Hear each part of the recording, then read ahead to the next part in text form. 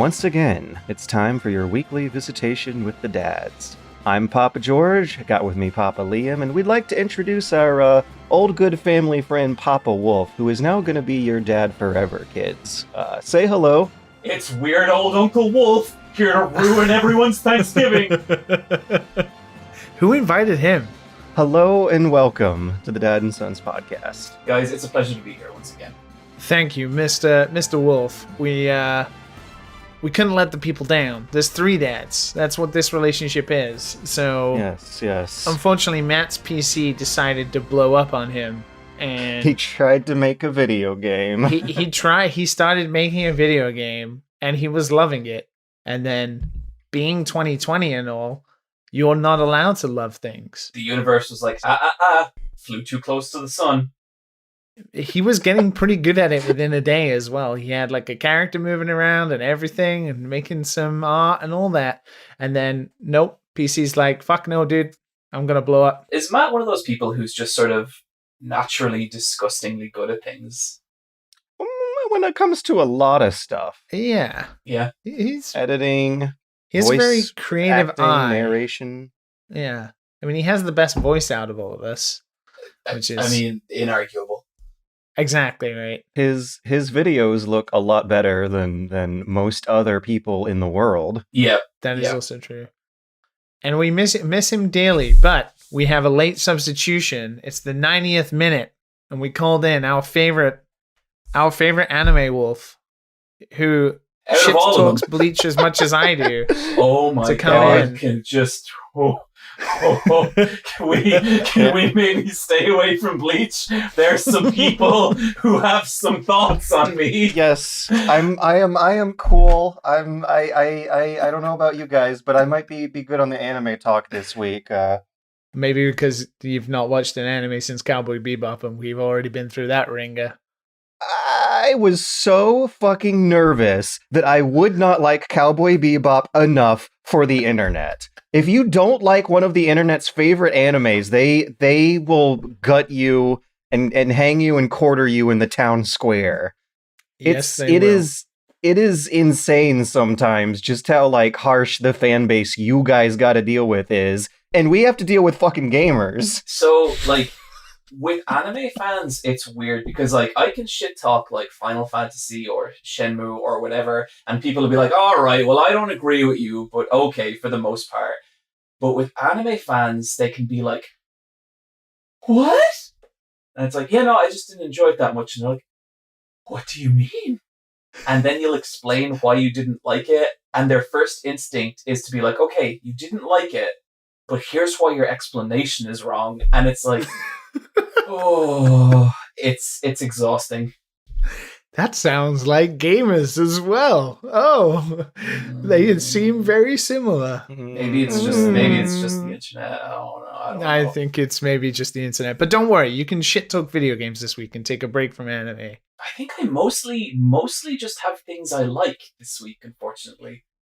That's good. We're getting like a mini Eyepatch Wolf Things I Liked episode in this podcast. That's the name of my series. Things I Liked. Things I liked. First off, yeah, like George, what's going on with you? I heard that you got tested. I did. I got tested for coronavirus about one solid whole week ago, which kind of makes me nervous.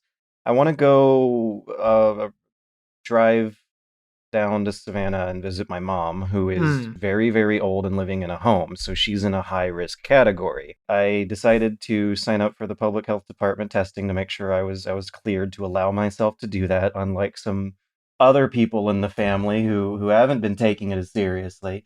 And it was the easiest freaking thing in the whole wide world. I could not believe that I was done with the process in less than an hour after I made the first phone call. This is something that I guess an hour you managed to get it done from a phone call. I got on the phone to. It doesn't sound very American, right? It was incredible. I got on the phone. I called the local COVID hotline. The lady signed me up for an appointment 15 minutes later for a station that was a 10-minute walk away from my address. I show up there and it's all intense and it's outside, so I don't have to walk through anyone's cloud of air conditioner recycled air in front of me. And they stuck the swab in my nose, and I was out of there in 5 minutes. I literally got it done free of charge, less than an hour after making the first phone call. Okay, so first question. Well, first off, congratulations. That's one test Donald Trump has passed that you have not. So let's keep it that way. I am more qualified for the presidency now. That's true. Yes. Secondly, I've had Japanese influenza tests before on multiple occasions, and they are like the right stick up your nose, tickling that brain juice, horrid things. Is the PCR test the same? Was it right up in there? I think so. I might have a bigger nasal cavity than most people, though. It might have been less of a big deal for me. It didn't hurt. It was a kind of discomfort. It felt like they'd smooshed some mucus down the back of my nasal cavity that steadily started dripping into my throat as the rest of the day went on. But honestly, I just I took a nap when I finished my chores afterwards, and I forgot about it a couple hours after. It faded away after a couple hours. It didn't actually hurt. It just felt discomforting. Did it make your eyes water? Not my eyes. I did want to blow my nose. The influenza test makes my eyes want to water really badly. Like it's like interesting. It is like a good lesson in anatomy, because you can feel how your nose hole is connected to your mouth hole. And you know, usually you don't get that reminder in John looks disgusted. Very occasionally I do get a reminder of that, and I try and forget it as frequently as possible. I like to imagine that both holes just disappear into a portal that go to completely separate places, and I never need to think about it again. I think the more the idea is brought to light for me that my body is really just all these, like, you know, physical pieces of meat with like specific functions, the more I start to like disassociate really hard and just can't handle it. Yeah, I've not enjoyed it recently. Finding like turning 30 and finding like lumps and shit all over me, and I'm like, God damn, there is something inside of there. I am a sack of meat that changes. We had a listener question asking us about all our least favorite taboos, stuff in media that'll just make us wince and go, bleh. And mine is the easiest, most lamest thing in the world, and that's body horror, because I hate being reminded of just how fragile our bodies really, really are. Like, if you're on an airplane and you feel your organs sloosh around when it makes a turn, that is the worst. I hate that. Did you ever read any Junji Ito, George? No, and I'd like to not, unless it comes up for a project or something, but I've seen enough pictures to know that will trigger, that will totally activate my almonds. But you know, like the morbid curiosity part of you, like that makes you pursue further. That's what especially like Uzumaki and stuff like that. Just you're like, this is disgusting, and I don't want to turn the page. But I think everyone should at least read the first chapter of Uzumaki. That is just what is the human form? It's morphable. That's for sure. I'm guessing this isn't the one where everyone in society like wants to fit themselves into their perfectly sized holes. No, that's also a great one. That's Enigma of Amigara False. I think that one might be easier for me to get through. Yeah, that one's a little more cosmic, at least initially. Like, that's more like fear of the great unknown. Yeah, that's a little Lovecraftian. Even though there is body stuff in there. Yeah, totally. It also seems to dig into the like Twilight Zone mass hysteria sort of stories, which I think are good fodder for 2020. It is, yeah. I think, you know, cosmic horror is kind of on point for it. It's like the fear of the unknown being out of your control. The fear that like society is the unknown that's out of control is like really something that's gonna get me nowadays. Have you seen Lovecraft Country? I have not. I want to watch it. I haven't yet. So it's super interesting. It's kind of the perspective of like black people in the, I think it's like 60s or 70s, like that time period. And it's weird because the first episode really it really sets up society as like this great, horrifying unknown for these people, where if they go into a new town, they don't have any idea how the town's going to react to them, if it's going to be hostile towards them. And it's so much like there is no fighting back against it for them. Like it's impossible. And halfway through the first episode, I was like, oh, I get it. it's like society is the galactic horror. And then later on, monsters do actually show up, and I was like, oh, okay. But you get the allegory, yeah. and that's what that is. Like, I wouldn't say it's the greatest show in the world, but it is super interesting, especially considering what we just talked about. It's Jordan Peele again, right? I think he had something to do with it, yeah. Maybe he's like a producer on it or something. Something like that. He's got a good track record of like pretty decent horror stuff, or at least totally horror that reflects like, you know, black issues in incredibly smart ways.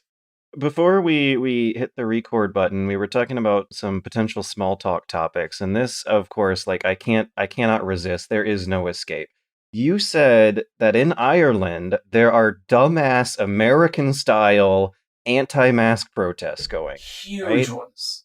Like huge? Yeah, like so much bigger than they should be.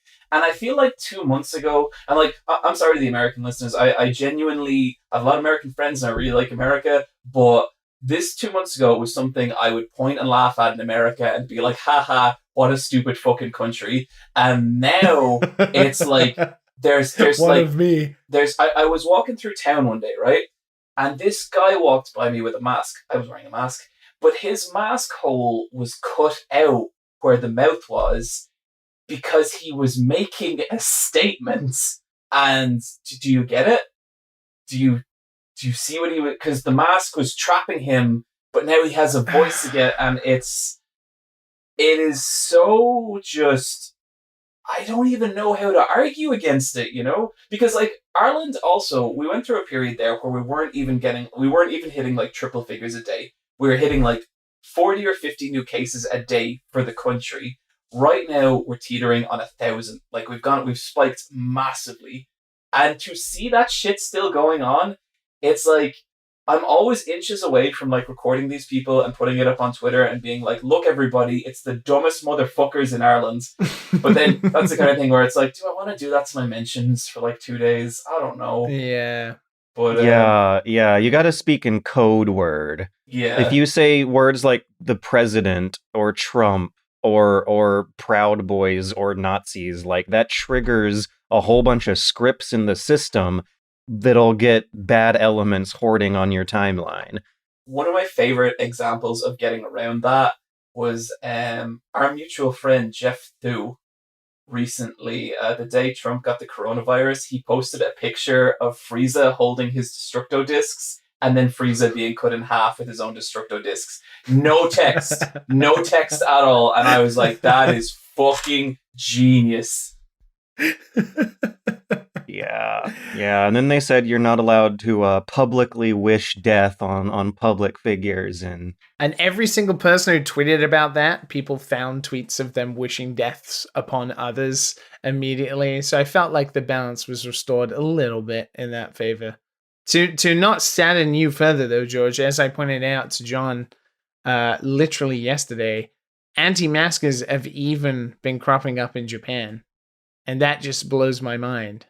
Yeah, Japan's supposed to be extra clean and smart, and school is hard over there. And it's not that they have a problem with masks. They have more, like, these fuckers have more of a problem with the coronavirus and how, like, it's just a cold. Like, literally, there are posters of this dude who looks like the dweebiest fucker in the world, and it literally, his tagline is like, don't worry, it's just a cold. Like, and this fucker held a rally in Tokyo with nobody wearing masks or anything, which is baffling because these guys have been wearing masks their whole life and totally normal part of their society. But just because the coronavirus is like a thing, they're like, maybe we should start rethinking the old mask strategy.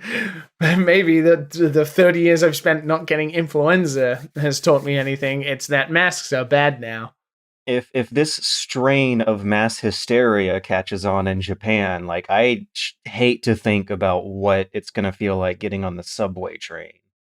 Because I can't believe you guys managed to avoid as many cases as you had so far. I remember there being controversy over some mismanagement early on in the pandemic, but I haven't heard much since. There's been incredible failings in the UK. I mean, Boris Johnson almost died of it. Hopefully that would have put some sort of fucking mental image in his stupid head. But their response has been like not malicious, it's been like neglectful in typical government incompetence. Whereas America and like what has now happened, which is literally just, typically Trump, is the dude fucking survived, right? So his response now is so predictable. It takes a few weeks.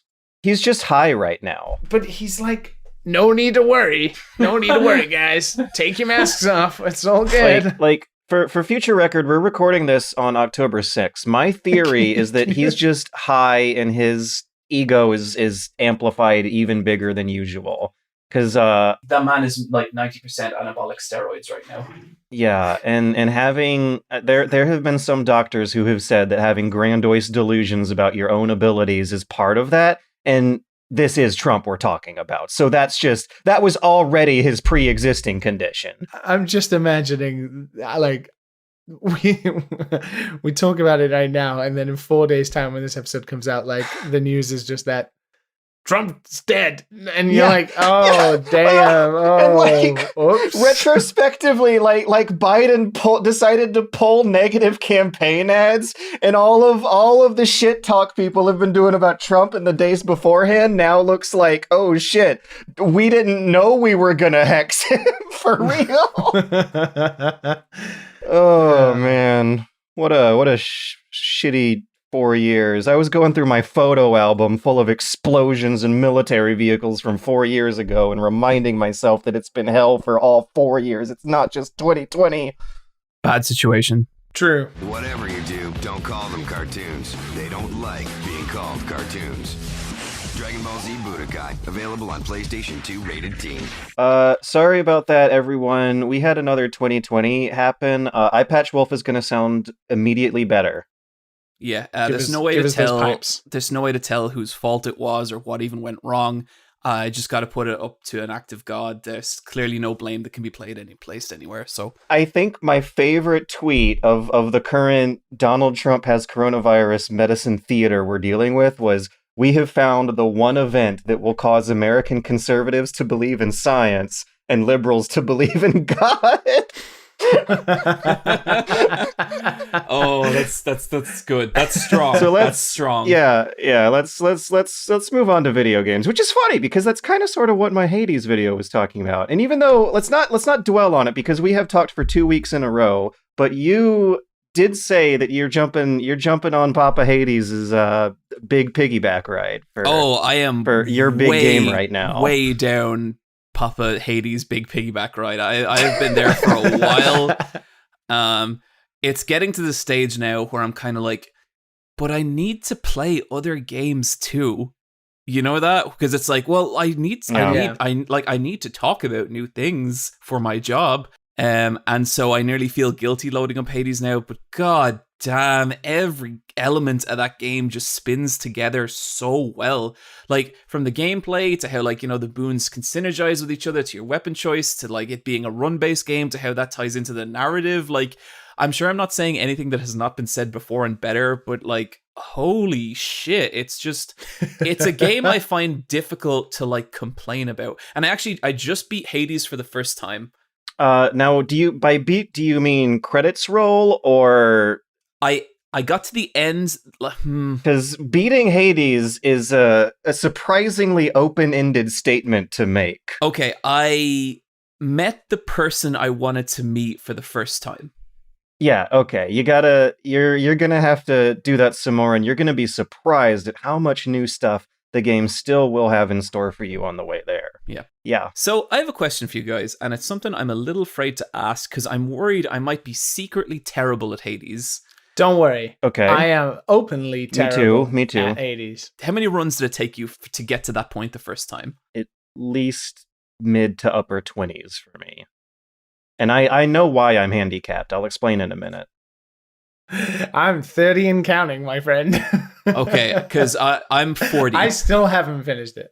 Wow. I am 40 and I am very disappointed in myself. And it was because like my progression through it was pretty gradual. I mean, like, you know, I was stuck on Megara for a bit, then I was stuck on Bone Hydra for a bit, then I was stuck on Minotaur, then I was stuck in Theseus and Minotaur, then I got to Hades. Like, it was pretty, you know, it was very gradual. But I had a friend who started playing Hades recently, and like, I hate playing games with her because she's one of those people, she hasn't played games like her whole life or anything, but she's like weirdly good at everything she tries. And like on her fourth, so she was messaging me and she was like, "Oh yeah, I can't. I'm stuck on Megara, but I'm having, but I'm like, but I'm really enjoying it." And I was like, "Oh, that's cool. How many runs have you tried?" And she goes, "Oh, this is my fourth, but I actually just got to the Minotaur and Theseus." And I was like, "What?" Like, because I spent more hours playing like Binding of Isaac than I will ever publicly admit. And I like to think I understand run-based games and I'm good at like the risk-reward of them. But moments like that make me feel like I'm not. You know what I mean? So I found out that there's some hard limits to how good I can be at Hades due to A, using some Nintendo Switch Joy-Cons that are at the end of their lifespan. They're very short, artificially stunted lifespan. Number two, I'm too far away from the screen to see a lot of moving details and tiny icons that all of a sudden were so much easier to read when I was blowing up my own editing footage. Like when I have my living room TV about 6 to 7 feet away from the couch, and that's kind of sort of too far to really read the screen completely. Right. And if I play it in handheld mode, it's kind of sort of too low res to read the screen completely. When I was looking at my own footage, though, I was amazed at how many subtle tells there are to the animations in this game, and how many like wind-ups I was missing this whole entire time that I never would have noticed otherwise. A lot of stuff got buried underneath the splash effects, which are still done super well and very decipherable, but that from here on out, I am going to recommend the PC version of that game over the Switch one, because that is a game you want on a high-resolution monitor in front of your face with like a hard-wired controller that's not going to start drifting after a year of regular use. So I think I just play the game wrong. And I've been thinking more about this because of the game I've been playing mostly recently that I'll talk about in a little bit, which is also a run-based roguelike, being Spelunky 2. I button mash. Like, I just play it like I'm playing Bayonetta or something. I just button mash. Like, and in the runs where I've taken it slow and I've like understood the boons I've chosen and how they affect my weapon, I've always done way better. But the game allows you to just, because as we talked about in the last episode, like you have so many like iframes, right? That I can just dance around the stage because I want to get as far as possible in as fast as possible. That's kind of how I feel about roguelikes. I want to like have a run where I jump in and I move really quickly and I just try and get to where I basically getting to where I last left off. So, you know, getting to Bone Hydra or whatever, and, you know, then progressing through Elysium and stuff. Which doesn't always work, and actually most of the time doesn't work. And I feel like Hades is one of these games that it allows you to have the like, as George was saying, like the particle effects and the amazing action of it, because it feels really good and the weapons feel great. But the way you're going to be successful is when you really pay attention to like how these boons are helping you, what you need to do. There are traps around the stage. That means you can lure enemies into them, and if you're smart, and you won't get hit by them. And if you take it a little slower, you're almost always guaranteed to do better. Mm-hmm. But I just can't into it. Do that. Like I like that I can literally dash around the screen like a mad god and wipe enemies out until I get to a point where then I just, you know, dash into lava in the second biome, and I'm like, oh great, I've lost like half of my health and now my run's fucked. You can get away with that with some builds. You might have a lot of fun playing with the boxing gloves if you have unlocked so those I mostly use the staff, like the throwing spear, and I always want to aim for the boon that gives me the shot, so like I don't have to worry about it coming back to me. Like for example with the Bone Hydra, like I can stand at the bottom of the screen and I can just throw the thing. And I'm like, this is great. I'm cheating here. But then as I get into Elysium and face more of the difficult enemies that can move pretty quickly towards you, that becomes like null and void. And then I'm like, Yeah, that's the good wall. game balance. This, and then especially the Minotaur. And I'm hitting a wall then, and I'm like, fuck. You're gonna want to start kiting enemies around corners and stuff in Elysium. Like, you can still hack and slash your way through a whole run, but you will have to gradually, you will have to get a lot more smarter with it once you get to Elysium. Like even Asphodel is a pushover before Elysium. Especially those archers, they chew me up every single time. So you hide behind the statues. Yeah, I quit thinking of the game as a smash. Stopping is so hard. It's so hard to just stop, like physically stop Zagreus in that game. I know. Like, I just want to press the dash. I know exactly what you're talking about. It's because hitting shit feels so good. Feels so good, and they're so smart. Like Greg and the team, I love them. They're so smart. Like, hitting statues gives you nothing, but you can break everything, and that is so important. Game feel is so important, and this is such a classic example of like excellent game feel that makes you like, it drives you to test your weapons and experiment with your movement a lot. The second upgrade to the gloves is like this kind of it's nearly like a scorpion spear get over here thing where you pull enemies in towards you and then you uppercut them, and it feels so good. And I am having trouble picking other weapons just because I love that moveset so much. And you can unlock an upgrade then where using that, killing an enemy with that, gives you like 2% health back. And so some rooms, like, you know, in the temple of Nyx with the rats, where you just enter and there's like just 1,000 rats. You just like you just hit Y and you just half your health is back, and it feels like amazing. I do care a hell of a damn lot about healing items in this game because they are rare. Yep. I need to play more of this game. I haven't played in like 2 weeks for the fact that I've been playing, and I've been cheating by playing another roguelike. And I do, every time I boot it up, I know if I play Spelunky, I'm going to play for like 2 hours, but every run is like 30 seconds long in most cases. So it feels like I'm making a lot of progress, and I'm learning faster. With Hades, my runs are always like 15 to 20 minutes, getting to like Elysium and then pretty far in that, and then always dying. And I'm like, like, so one run puts me off trying again. But I do want to play more, and it's amazing to see like how many people.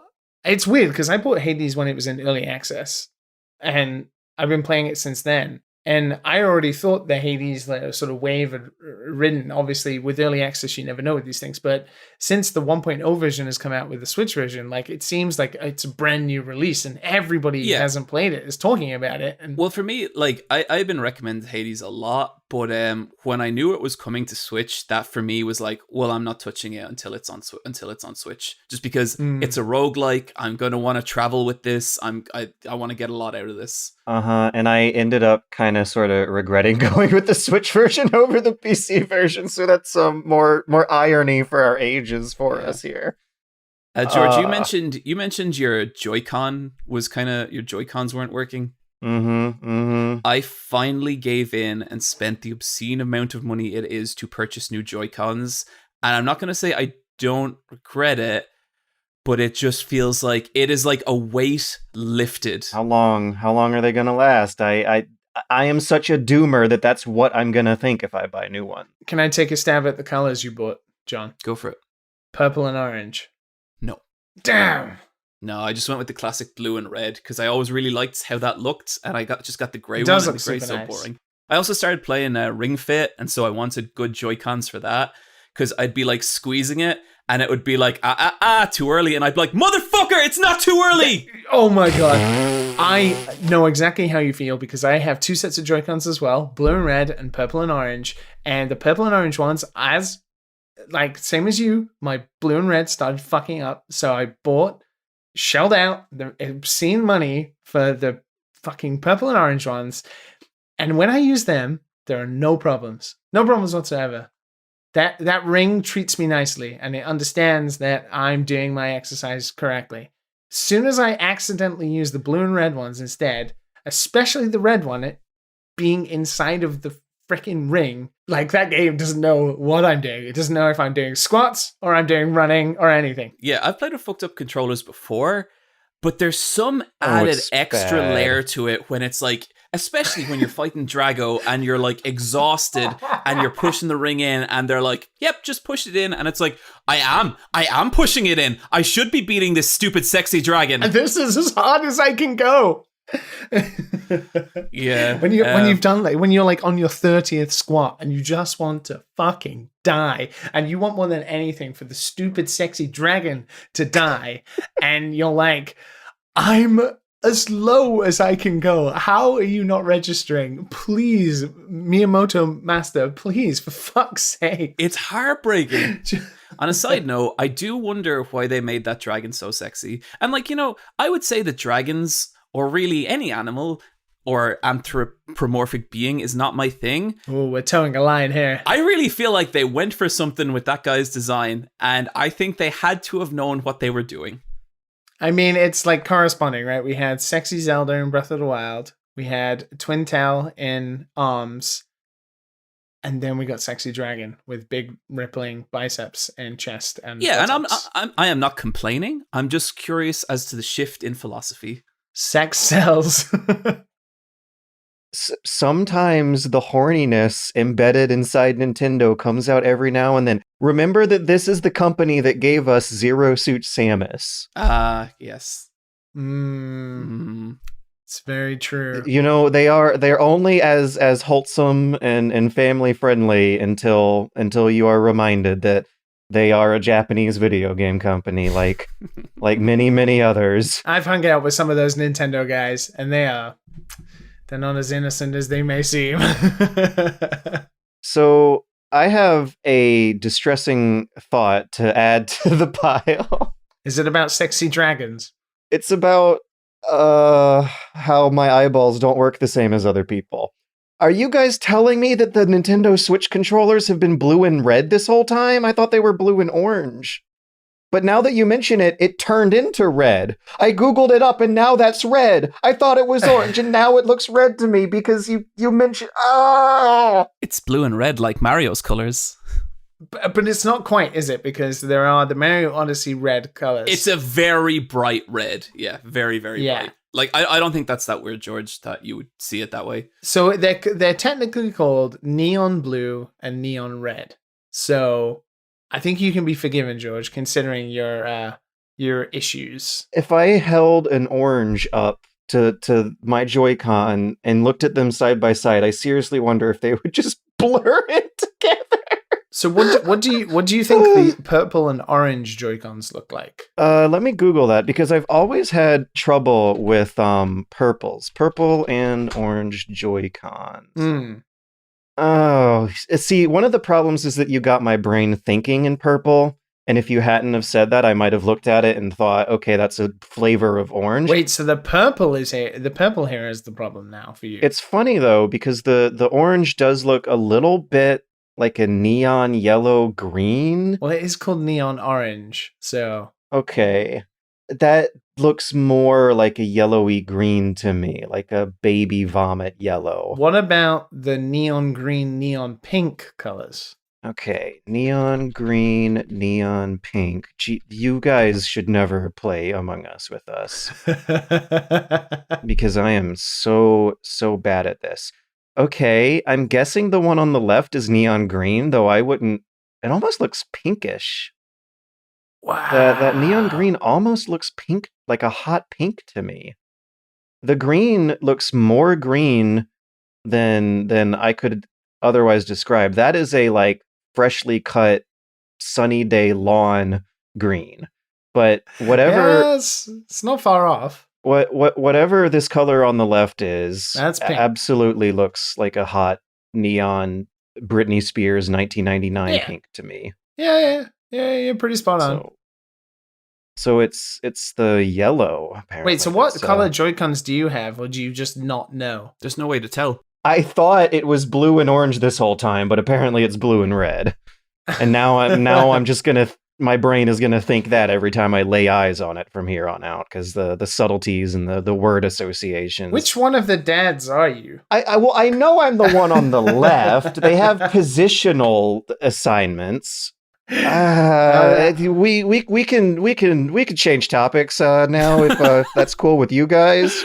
Can I talk about Spelunky for a little while? Go for it. Yeah. Because it's all I've been doing.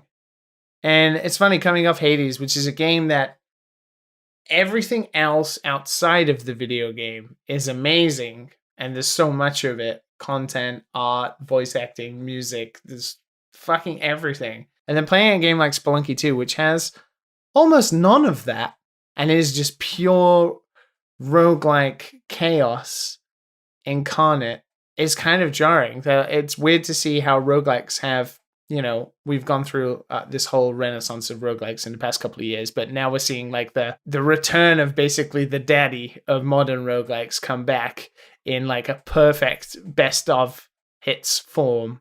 I don't know how you guys felt about the original Spelunky. I could never get into it, but I always felt like there was nearly a reluctance to on my part, because I knew if I had a second Binding of Isaac on my hands, that would wreak havoc on my life. Do you know that kind of way? Where it's like, I bet I would love this if I took the time to learn it, but maybe that's something I don't need right now, Yeah. Yeah. I've gone back and forth on and off it rather over the years, and I've genuinely had fun every time. It is one of my favorite roguelikes. But I've never gotten to the end of it, and I feel like that game's difficulty curve is kind of a wall, and that's what's been a little reluctant for me for Spelunky 2. Last podcast, I was punching myself in the shower because I said, I think Spelunky might be my favorite roguelike, but no, it's absolutely Cadence of Hyrule. For some reason, I forgot about that, because Cadence is such a different... Well, actually, yeah, I would say, yeah, I think even compared to Hades might have taken the spot from Spelunky, but...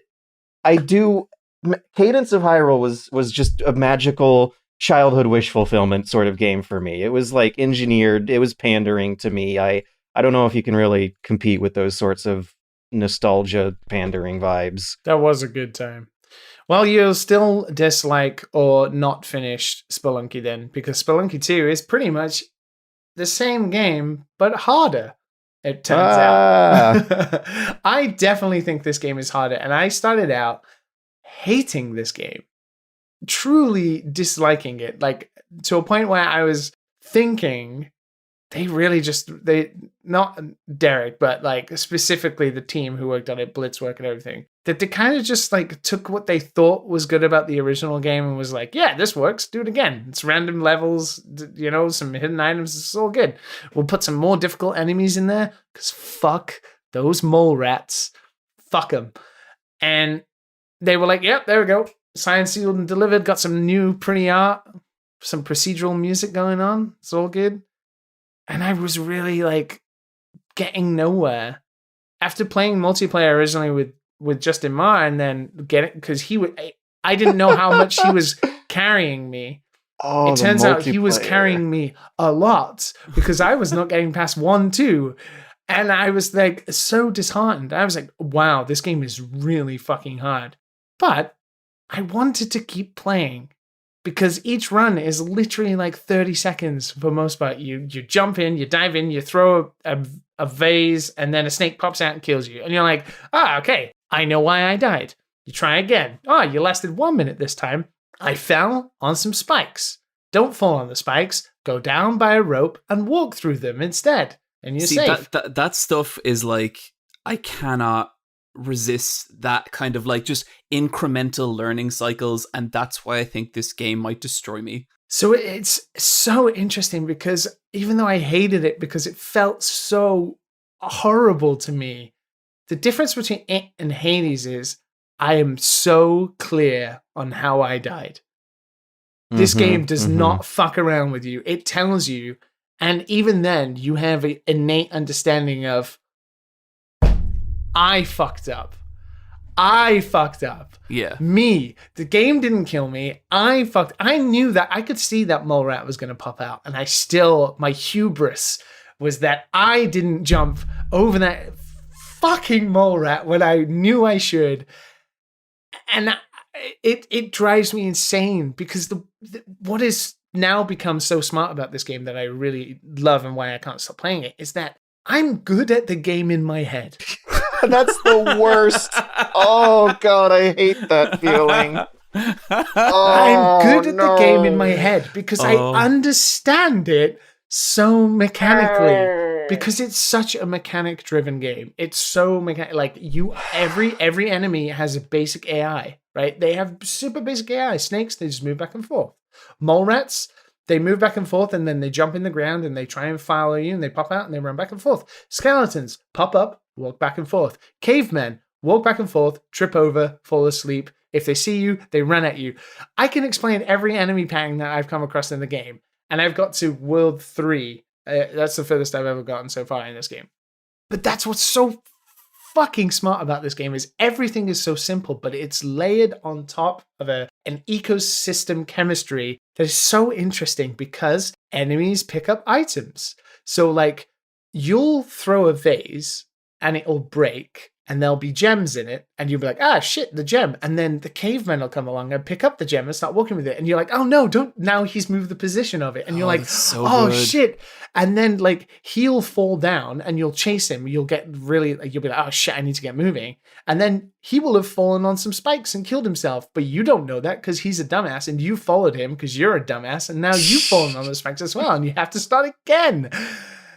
It's infuriating. It's really interesting, like, I guess hearing you talk about like being like, okay, I now have this piece of information and that will not happen next time. Because with Hades, I nearly feel like it's more like I died at this level because I picked the least efficient boon like 8 rooms ago.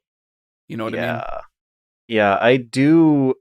The thing that would just get me with Spelunky is that I would have a clear as day screen in front of me, a clear as day reason for the death. But whenever it actually happens, it happens in a flash. That is the case, but I find that's similar with Hades. I think once you understand your life, so in Spelunky, after a couple of runs, you realize how much damage everything deals to you. Most enemies deal 1, traps deal 2, and then if you fall, you can deal 2. So you kind of have an innate understanding of like what the danger level is around you. So even when you die, you kind of like, yeah, that arrow trap I tripped killed me. I had 2 health. And then you start calculating things automatically and subconsciously in your head while you're playing. And it's just so smart. And like the game wants you to hate it, but then it's like, hey, if you stick around long enough, you're going to feel smart, but you're still going to make no fucking progress because the game is really hard. That kind of is maybe my biggest negative is that you will make it all the way through. You know, World 1, you'll go 1-1, 1-2, 1-3, 1-4, beat the boss, get through, and you'll be like, fuck yes. But then as soon as you open one of the biomes from World 2, whether it's the lava one or the forest one, you immediately are just like, I'm never going to do this. And you try, and you die, and then you start again. Thankfully, Spelunky has a shortcut system that once you pay a certain amount, you can get a shortcut from the beginning to jump to any biome. So you can actually practice the next biomes. And that's what I've started doing. And I feel like I can make more progress now. I really, really wish Hades had that, actually. Like, I would be so down to jump into Elysium. I don't need the boons. I just want to wail on that Minotaur just to learn the patterns before the real deal. So I think it's the smartest thing you can ever do, which is instead of like punishing the player for making it far and not understanding, give them the ability to pay for the knowledge. It's like Spelunky, like your actions don't mean shit, right? The game doesn't require, sometimes it requires you to have some sort of Mario Bros level of platforming, but it's not that extensive. It just wants you to have knowledge of your surrounding and to make quick decisions. Like, do I go left because I can bomb that hole and then I can go down, get that gem and then move out, grab the turkey, etc., right? It's like kind of thinking like chess, but a little like there's no action. It's just knowledge, right? So the smartest thing this game does is allow you those shortcuts, which means you can go and get the knowledge, but your scores don't count. But it allows you to then take that into a seeded daily challenge run or just the normal run from the start. But it means that once you get through the world that you've already demolished, like 1-1, even though you make mistakes often, you can get through it to 1-4 pretty easy. And then from 2-1, you're like, okay, I've been practicing these enemies. I've been practicing this biome. I know what the traps are. You get further. It's instead of this grind where you have to keep doing that loop of the easy biome that you now understand and then making tiny incremental stuff. So I think that's really good. And while the game it is fucking hard, and I don't know if I'll ever finish in it because I will get bored.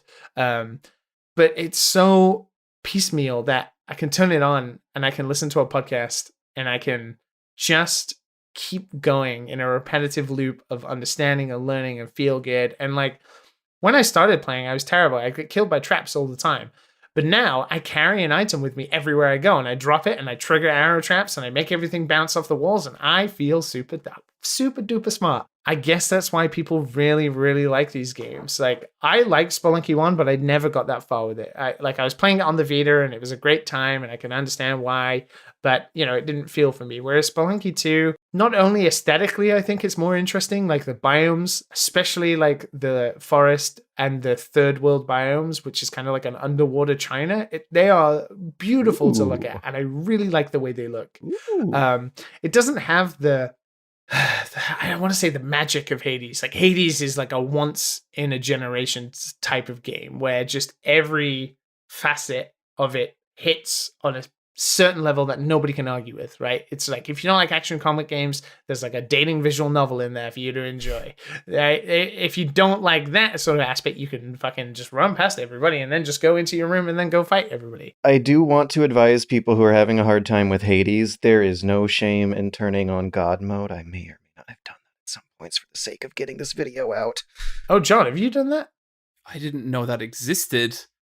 So what God mode does is it increases your resistance every time you fail, your damage resistance. So it doesn't feel like cheating, but it does. It's more like an easy mode than it is a God mode. I kind of wish they might have labeled it that instead, and I might have jumped on it earlier. So yeah, you have to die a couple of times before you really feel the... Like you're still going to be having the intended experience when you tick that option menu, but it absolutely will make things easy for you if you're having trouble. I don't know if I would want that, like just for me personally, because I think like the process of learning those games and like taking your lumps is such a part of it for me. But I think if it makes it more accessible to people who like wouldn't play that kind of game, I think that's a good thing. Mm-hmm. So the other thing I can think about, which would make it really good for that game and also really good for Supertrain, is if you have that mode on, it means your ability to like run around and claim all of the talking to the gods and making sure you get all of the conversation bits and all of the story, and you don't want to have to go through the grind of this really hard game as well. You're like, I just want to talk to Aphrodite one more time, but I have to get killed like a few times before I even get there. It feels like that's kind of a good mode for you to be like, well, I've finished the game a couple of times. I want to mop up all of the different conversations. I want to experience that content. Then yeah. It is less of a God mode than it is mode. And I think that's kind of a testament to like how useful optional easy modes can be. Because I am literally playing this on gimped hardware. Like my controllers are not going to be giving me the same degree of reliability that this game is intended to be played with. So I did not feel a sting when I turned it on or anything. And there was still a challenge to the gameplay to be had. Yeah, I think with Spelunky, that game you can just play for it. And it's weird, I jumped into a Discord today that is a podcast based around Spelunky, but it's mostly a game design podcast. And they have like a whole Spelunky 2 spoiler channel going on in there. And I was looking at some of the, because I don't really care about spoilers for that game. So I was looking at some of the stuff that people had been doing like later in the game. And I'm like, oh my God.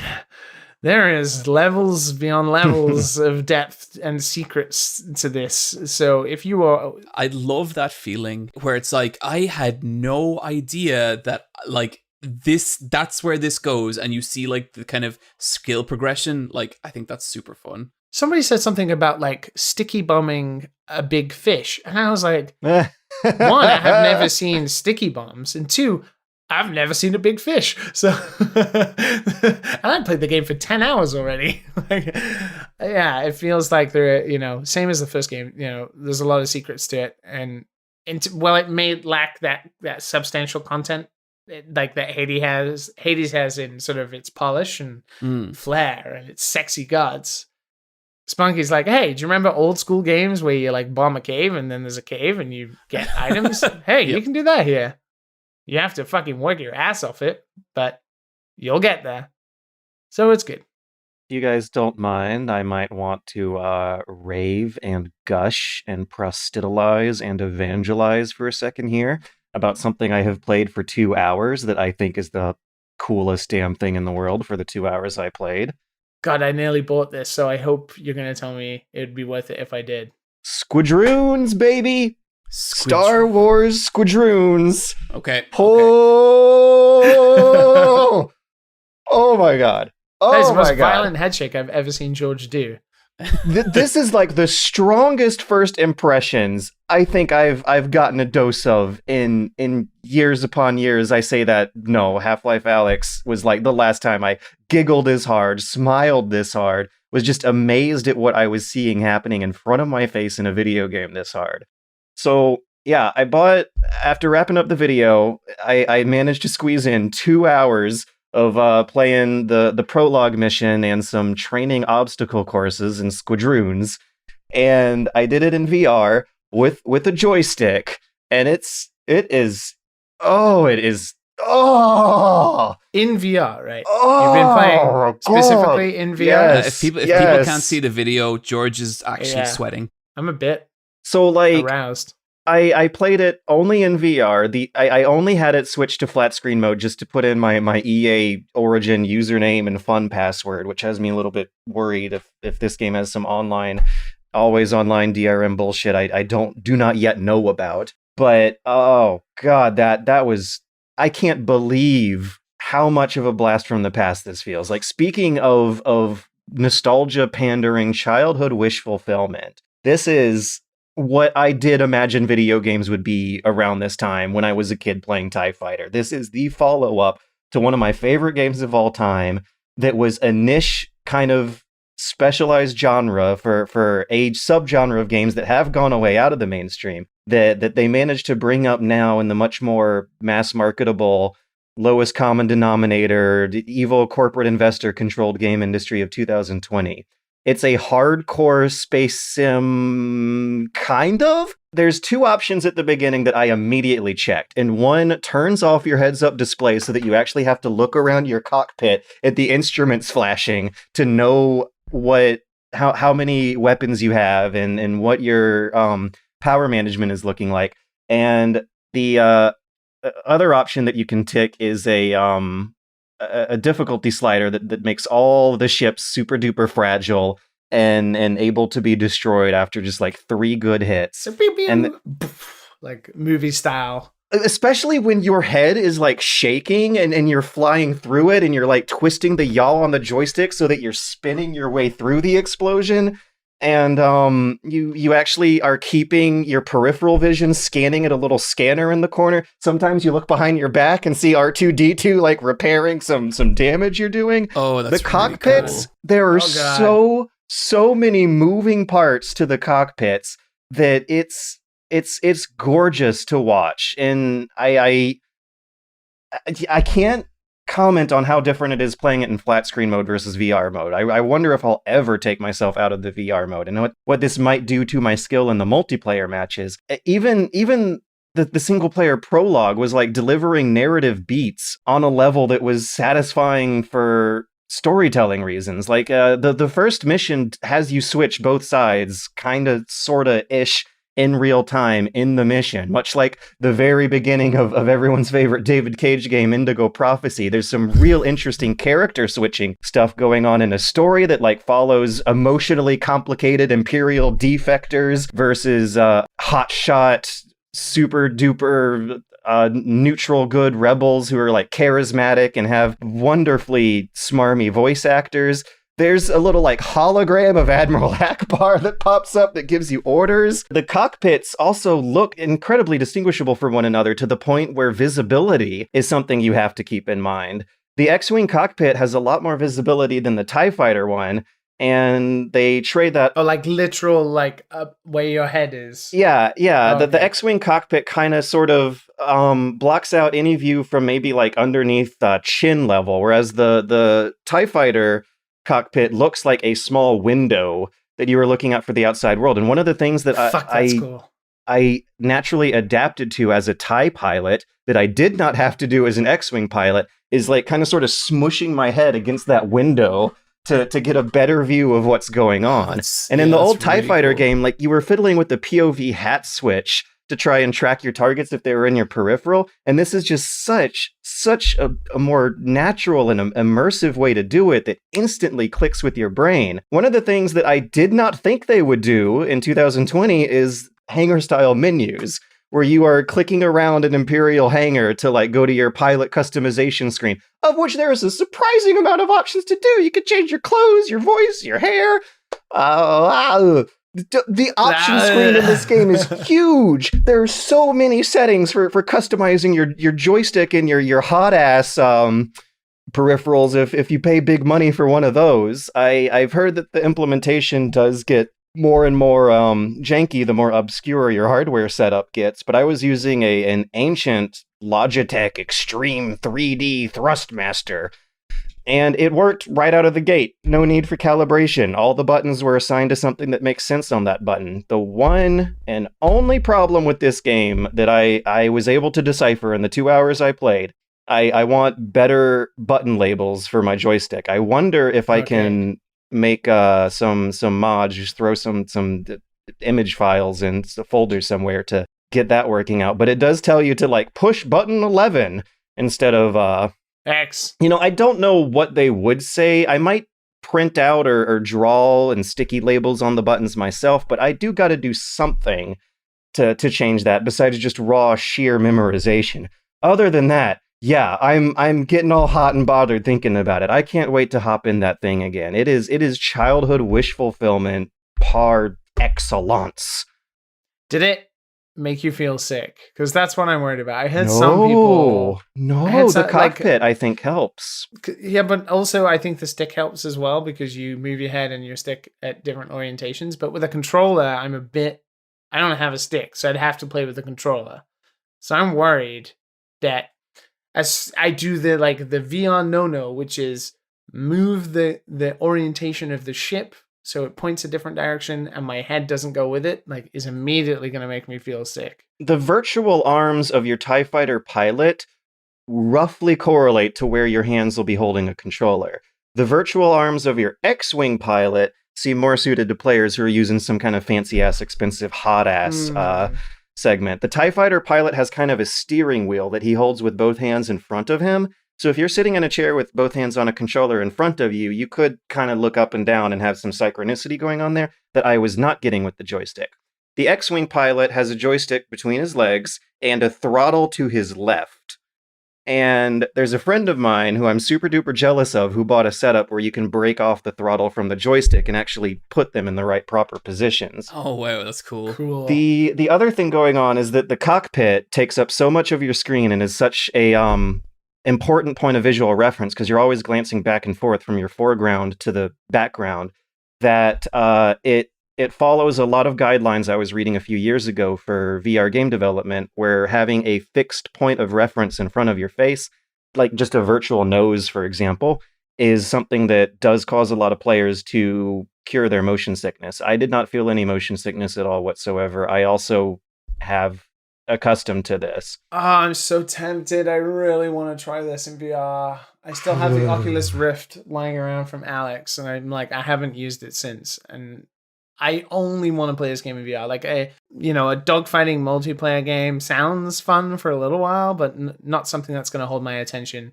I am worried if I'm going to absolutely suck ass at the multiplayer because I died twice on this prologue mission, and I'm kind of like, I'm okay with that because I set the difficulty.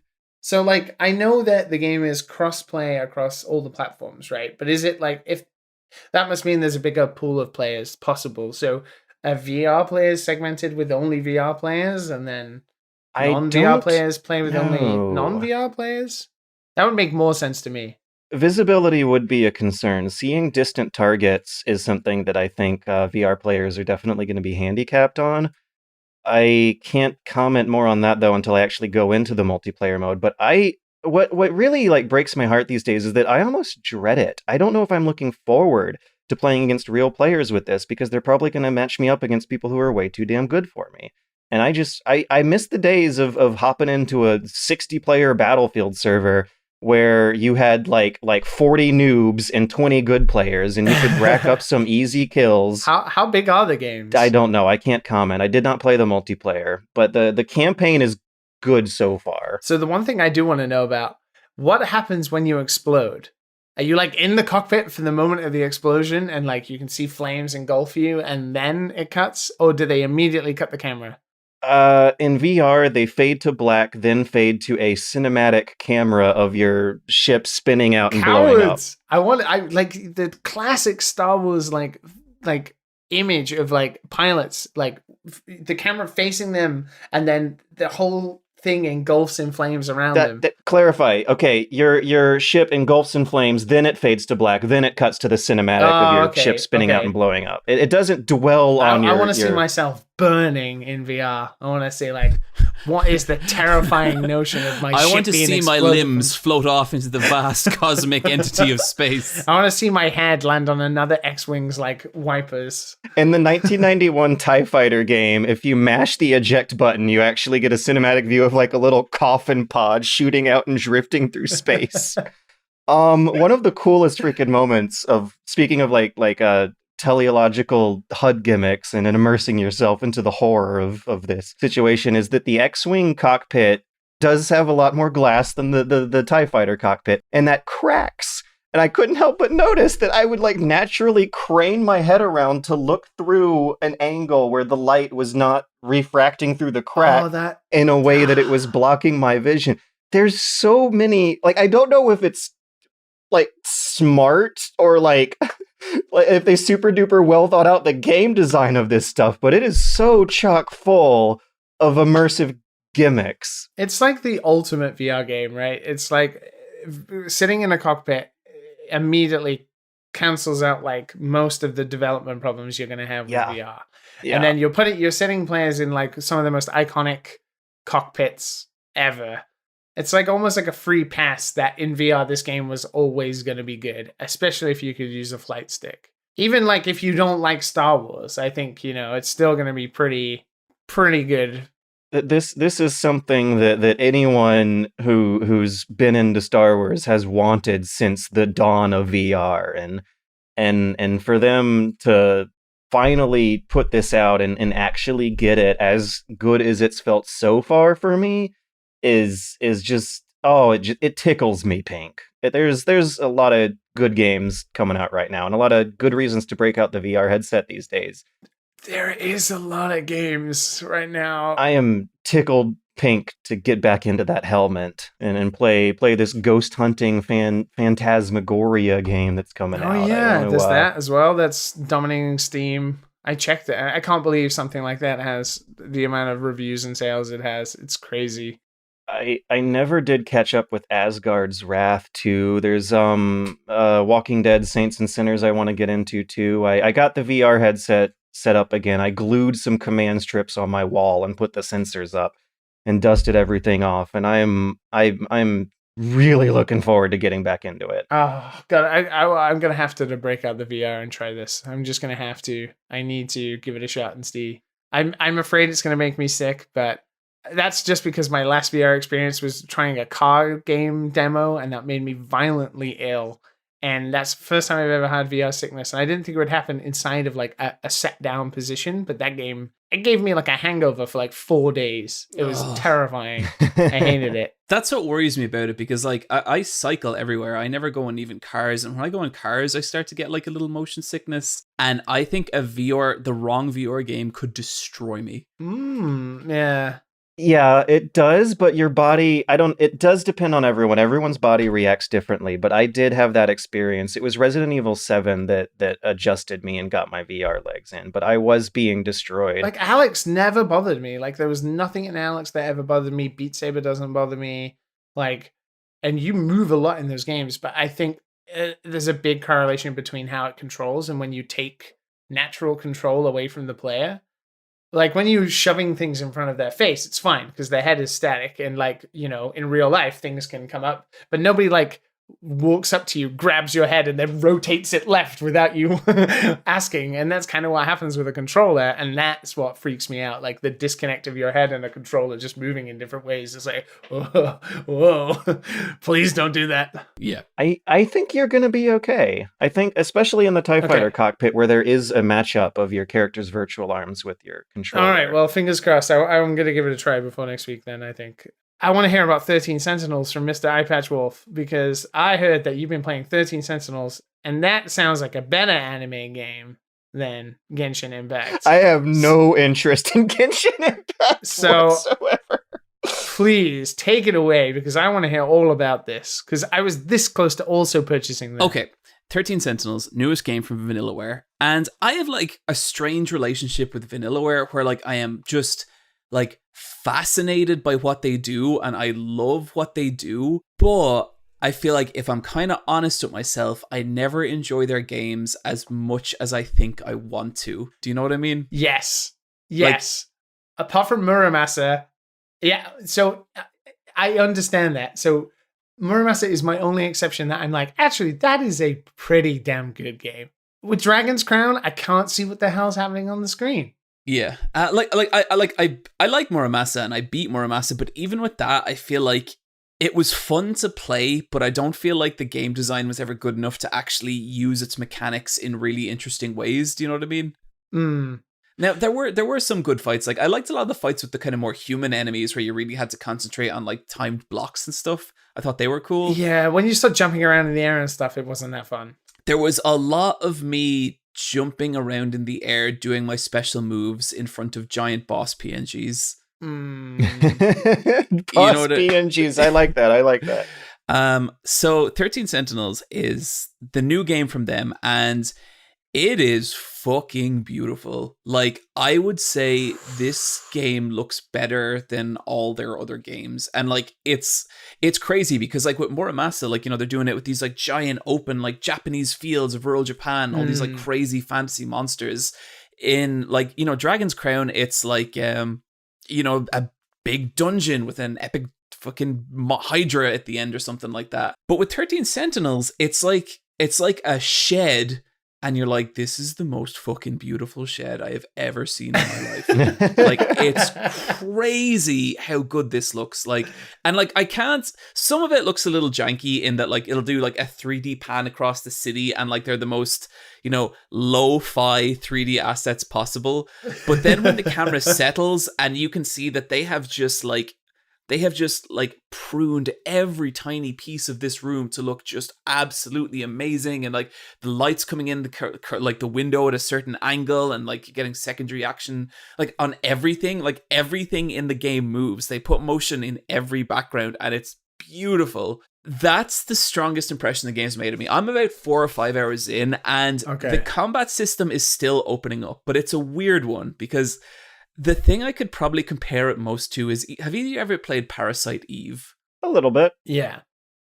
No, not Parasite Eve. Hybrid Heaven. Theory? Heaven. It was an N64 game, and it was a turn-based kind of beat 'em up. So the way it works... Okay, never mind. So the way it works in 13 Sentinels is that you have your mech when you're actually like playing the game. You're in a mech. I just typed in Hybrid Theory. That was not a good idea. No, that was the classic Linkin Park album. The greatest new metal album of all time. The greatest piece of music ever. And so it's basically it lays you out on like this, you know, kind of big gridded map. Like think of something like Advance Wars or something like that, except you have free movement. You're not confined to a grid. And so the way it works is it actually all plays out in real time, but at any point you can stop and issue your character's commands. You look horrified, Liam. I just saw the textures in Hybrid Heaven and I recoiled in horror. These buildings look like they've been vomited on. Yeah. And it's cool. Like it feels good, but it's strange because like when I feel like at some point the visual treatment of these battles was like shuffled around, because when you do a move, there's no like big cinematic or anything. It's just like, the rockets, like your little, and they're really like far away in low detail. Your little mech will like slide up to the enemy and the enemy will like vibrate. And like, that's the kind of visual feedback you're getting for doing the moves. But if you actually go into the menus, you can see that they've done these really elaborate animations for your character's actions, but they just kind of pop up in a mini screen whenever you like hover over them. And I do feel like maybe the battles are missing kind of some of the presentation that would have made you feel like you are fighting like giant insects in this like dystopian city. You know what I mean? Yeah. I've watched a couple of videos of it and like a couple of reviews, and putting aside the fact that I really wish I was playing a huge mech giant kaiju beat 'em up like Dragon's Crown in that style, it does look pretty weak visually. The just the battles, like it's like you're like in the control room of like Nerf for Evangelion, and you're deploying the Evas, and you're basically just sitting there like Shinji's dad, and you're telling them to go do stuff, and it's all hologram, and it doesn't represent the battle enough. You're not getting a close-up of the monsters. You're not really seeing what your character's actions are. And like, it's a shame because like, it seems fun. Like, it seems like the battle could definitely have some legs. And then the actual like story itself, where you spend the majority of the game, is this, it's a very like high school anime story about like, a bunch of different protagonists, and some of them are from the future and some of them are not from the future. And it's all very like overlappy, and this guy likes this girl, but this girl likes that guy, and this guy's a girl, and it goes places. And so that's the thing I'm most intrigued by, because being not a big visual novel guy, I feel like a lot of what I heard means the story is really going to sell it in the long run. Like, it's like the payoff or whatever. I mean, you've only played a couple of hours, so obviously it's and like, I'm still in, like I'm still willing to see where this goes. And the game did score crazy well in Japan, and like has gotten a lot of really good reviews. I think Yoko Taro said it was one of his favorite games of the generation. Yeah, and Sakurai as well. Yeah, Sakurai was like, "This is one of my favorite games." So like, I'm definitely like interested to see where it goes. It's just gonna depend, I guess, like how intriguing the story gets, and if the combat does kind of evolve past it being simple. Put it this way, I've been playing, like, my current rotation is like Moon, Hades, and this, and 13 Sentinels is the one that's kind of like gotten kicked to the side a little bit. I'm scrolling through some gameplay footage here, and I got to some parts where there's some portrait art of the kids and the robots. Are they naked? Every one of them, yes. Why do they gotta get naked to get in the robots? So, George, I'm an anime YouTuber, and you see, you need to understand how many times I've seen that to the point that it doesn't even register anymore. This is Vanillaware we're talking about, but even by Vanillaware standards, that's a little much. I mean, how else are you gonna? I'm not disagreeing with you, but I really can't tell you how many times I have seen that, and it's like, oh, okay, I see we're doing this. George, how else are you gonna power up a giant robot? Yeah, that's what I'm confused about. Plug it in the wall. Like, the science is there, George. No calls. The science is there. Like I remember Evangelion was big on like the unbirthing metaphor of it all, but they still like they still had wetsuits on inside the goop bot. Imagine how much more quickly they would have beaten those angels if they were all naked. Imagine how much more comfortable. We wouldn't have even had to go through the end of Evangelion. Like, Shinji would have already mentally been in a great place. He would have recovered. Episode 24 would have just been like a huge celebration at Nerve headquarters. And Gendo would have taken off his tie and wrapped it around his head. And yeah, it would have been great. It's all there, George.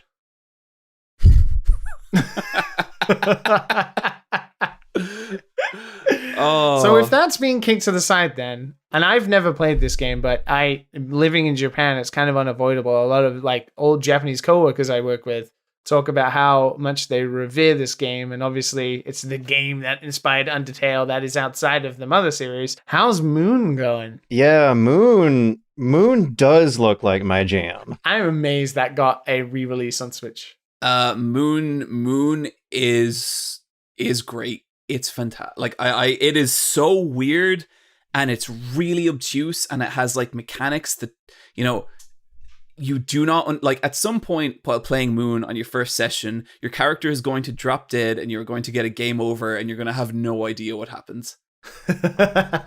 Oh.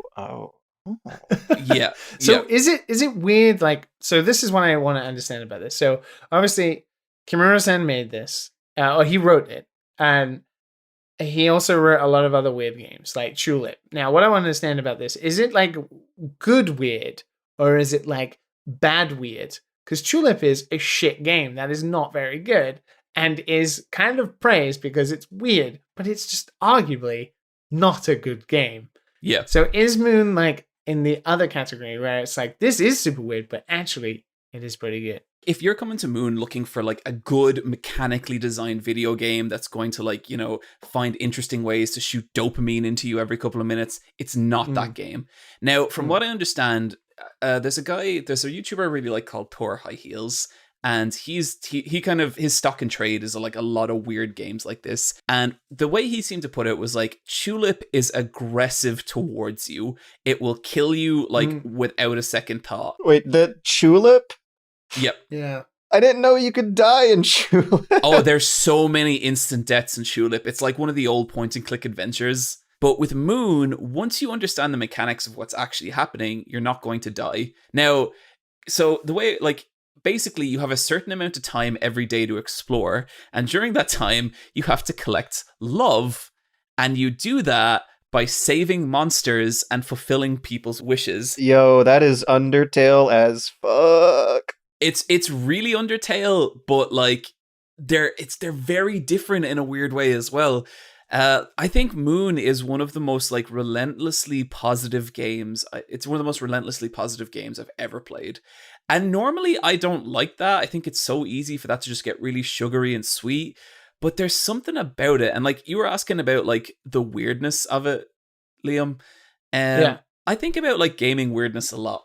You know, because sometimes I'll play a game and it'll be like weird and I'll be into it, and sometimes I won't. And I think the difference for me is if I play something weird, I need to feel like it makes sense to the person who made it. It can't just be weird for the sake of weird. Really popular game that I did not like. I know a lot of people love this game, Control.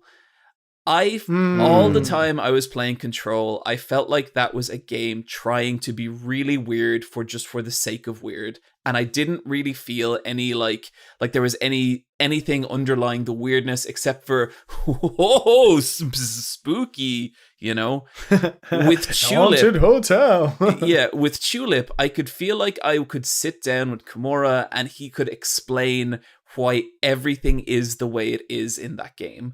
And I feel like that's really important, you know? You have 100% nailed it on the head. And it is weird. So for me, it's like that, but also I feel like weird for the sake, like bad for the sake of serving the weird also is offensive to me, because you can still make things good without being like, lol, this is broken on purpose. And that kind of thing that some older games do. And it's interesting because a couple of years ago, I was working with somebody, I probably shouldn't say this, but who cares, to make a pitch for a game that was kind of like Moon and Mother, and it was with a Japanese creator, and it was like his like raison d'etre. It's what he's always wanted to do, and we were trying to put a pitch together of the story and all of these things, and it was like this, and it was 100% like him explaining like, oh yeah, there is this giant pumpkin head that this guy walks around, and it's because it's in service to how sad he is that he lost his girlfriend when he was out during Halloween. And it's like that kind of tangential thinking that means that you think A, but you get B, and that B is what is representative in the game, and that's why it's so weird. But all that like messaging in the middle is kind of like lost a little bit and is only in the creator's head. And that's how you get like this finished product. And you are 100% right that if you sat down with these people, They can explain in great detail, like the overthought about how these things come to be. And it is more substantial than something like Control, where it's like, hey, wouldn't it be cool if we set a game in this setting? Yeah, and like I'm not saying I need to understand it. Like, it's not about like me sitting down with the developer and them explaining it, or even like reading an explanation or watching an explainer video. It's more I need to get the sense that there is actual substance to it, that they are really trying to say something. I think Moon really does, because like it starts off where you're basically like the hero of Dragon Quest. You start off and it's like a completely different game. It has a completely different visual style, and you go and you kill a bunch of monsters, and then it pulls this really cool bait and switch where that's not actually the game at all, and you start to see the hero's actions from another point of view, and it turns out he's just like, you know, in his version of the game, he fought like a hound of hell, but in your version, he's just attacking a dog. And you find like all the corpses of the monsters he's killed, and you need to find their souls and bring them back to life. Whoa. And then they give you love. And Aww. it's okay, George, that sound, that's this game. It's like it is really like hopeful and sweet and strange in a way that I think I needed this year, you know? I need a dose of that. I do think I'm gonna play this eventually. You should. And like it looks so strange. Like all the sprites are like kind of hand drawn, but some of them are claymation. And then yeah, it is like a weird balance. Yeah, and then like the backgrounds are like the old school, like nearly like Final Fantasy VII pre-rendered backgrounds, and they just look so cozy and lived in and nice. And I think I love that game. I think it's super, super cool. Like if you're willing to get there, if you're willing to like stumble around blindly for like an hour as you figure out what the game is actually trying to ask you to do, it's fantastic. I can do that. I can stumble for an hour. Let me know how you get on when you do. How long is it? I would imagine like maybe I couldn't see it being longer than like 8 hours. I think it's going to be short. I could be dead wrong about that. That sounds like perfect though. Like yeah. How long to beat? Clocks it in at 15 and a half hours. Jesus. Which is, okay. Yeah, but that's still actually, I was relieved to see that it wasn't above 20 something. Yeah. Okay, well that's interesting. Yeah, I've just had a blast with it. Like it is the game I needed right now, and there's a serene quality to it that I love. It's weird seeing Kimura. Have you played what is it called? What's his like sort of other, he likes to do almost parody versions of games. I know he did Rule of Rose, and he did Rule of Rose, but like most recently he released Million Onion Hotel. No, I heard about that though. Giant Bomb was mad about that. It is really fun, and I think it's on Switch now, but or maybe not. But it's definitely on iOS. And basically it's like every single Japanese trope condensed into a hotel, and like the different levels you experience are like, you'll jump into like a Final Fantasy themed room, you'll jump into like a Dragon Quest room, you'll jump into like a Mario themed room, and you're just trying to make it through this puzzle hotel by like experiencing all of these, you know, crazy things similar to Moon, but also, you know, his take on Japanese culture and like different things. Like at one point, like, you know, Uematsu Nobura comes out, like, and he's in it with his little conductor like thing, and he's just in the game. It's like, why is he in the game? But That's he's cool. just there. Yeah, it's really good fun, and it's like you can like mash through and stuff. It's super weird. I mean, it's called Million Onion Hotel. It's gonna be pretty weird. I didn't know that was on Switch. I must check that out. I think it's on Switch. It might only be on Switch in Japan. Don't quote me. Okay, I'll. But it's definitely on iOS. The critics agree. Metal Gear Solid 2 is a hit. Newsweek says it rocks. The best video game for PlayStation 2 raves USA Today. Right, get out of here. And Game Informer names Metal Gear Solid 2 Game of the Year. I've been waiting for this. Metal Gear Solid 2, only on PlayStation 2. Rated M for mature. From Konami. Speaking of hotels smell like onions, One would have to wonder what having 1 million onions crammed into a hotel might do to the walls and the floors and the windows. It could cause some ugly red mold, maybe, to appear all over the surfaces. It might rust all the door locks to become shut. It would definitely... I can't believe... Liam is cracking up in the background. I can't believe where you're going with this. This is the biggest tangent. It could turn a perfectly fine hotel into a horror show-esque relic of the Silent Hill franchise in particular, which there's news about for the first time in years, and it's not bad news.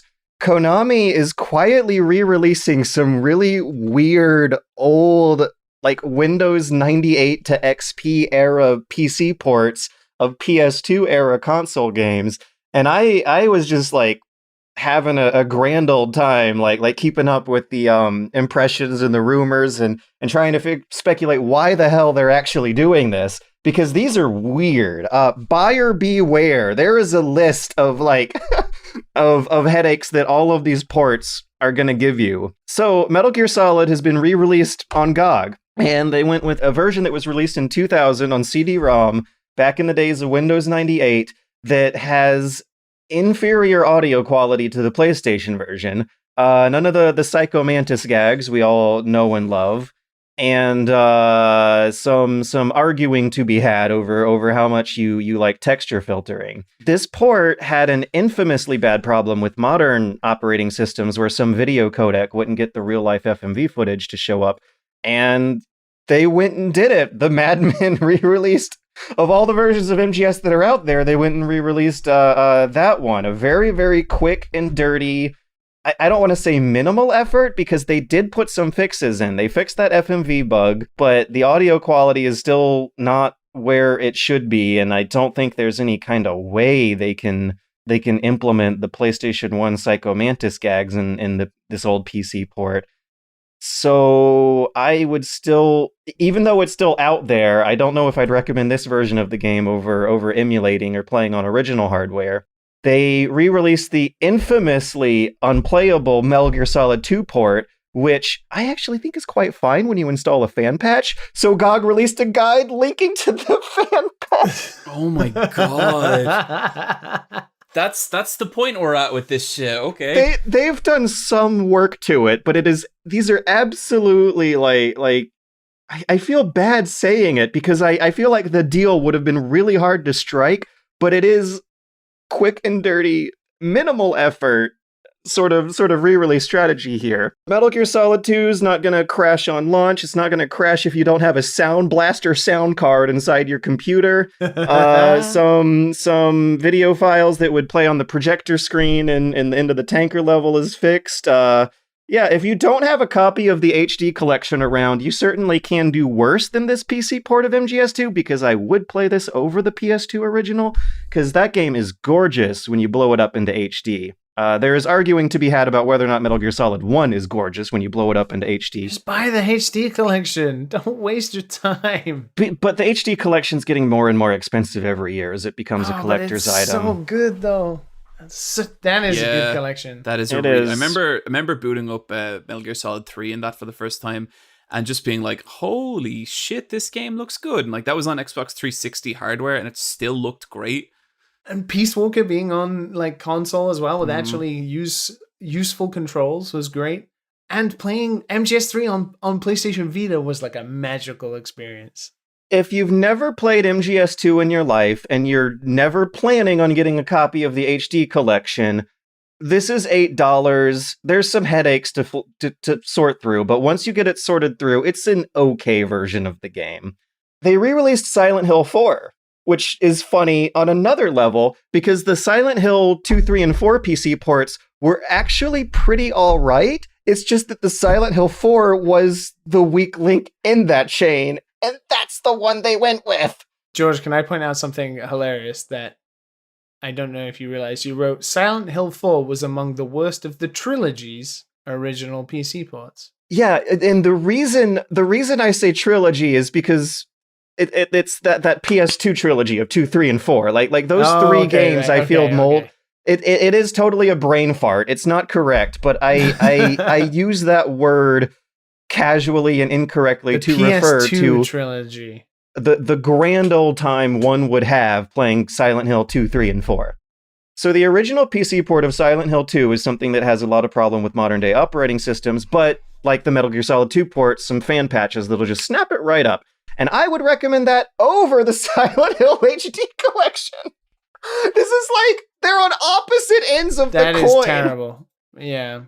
I can't believe how bad that was. The Silent Hill 3 port, on the other hand, has always been fantastic. I don't know if people are having problems with it in Windows 10 nowadays, but that game is gorgeous. It is the PC version of Silent Hill 3. Hell, even the console versions of Silent Hill 3 are some of the best looking games from that gen.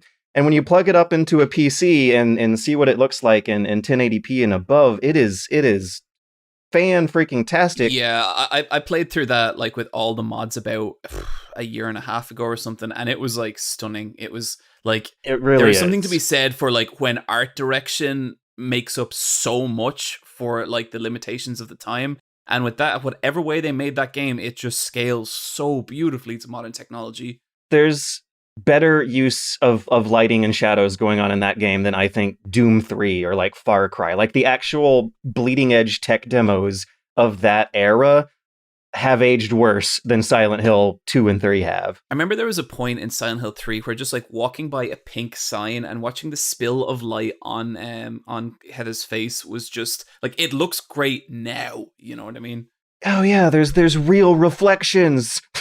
It's gonna be so weird playing the next gen of games where they're gonna be hyping up how amazing it is that they can do reflections, and then maybe someday soon we'll see a Silent Hill 3 port come out when they managed that back then with some trickery. I think there is a room where there's gags involved with your reflection where it like doesn't follow you, and then all of a sudden your reflection starts bleeding. Oh yeah, it's like one of the biggest scares in the game.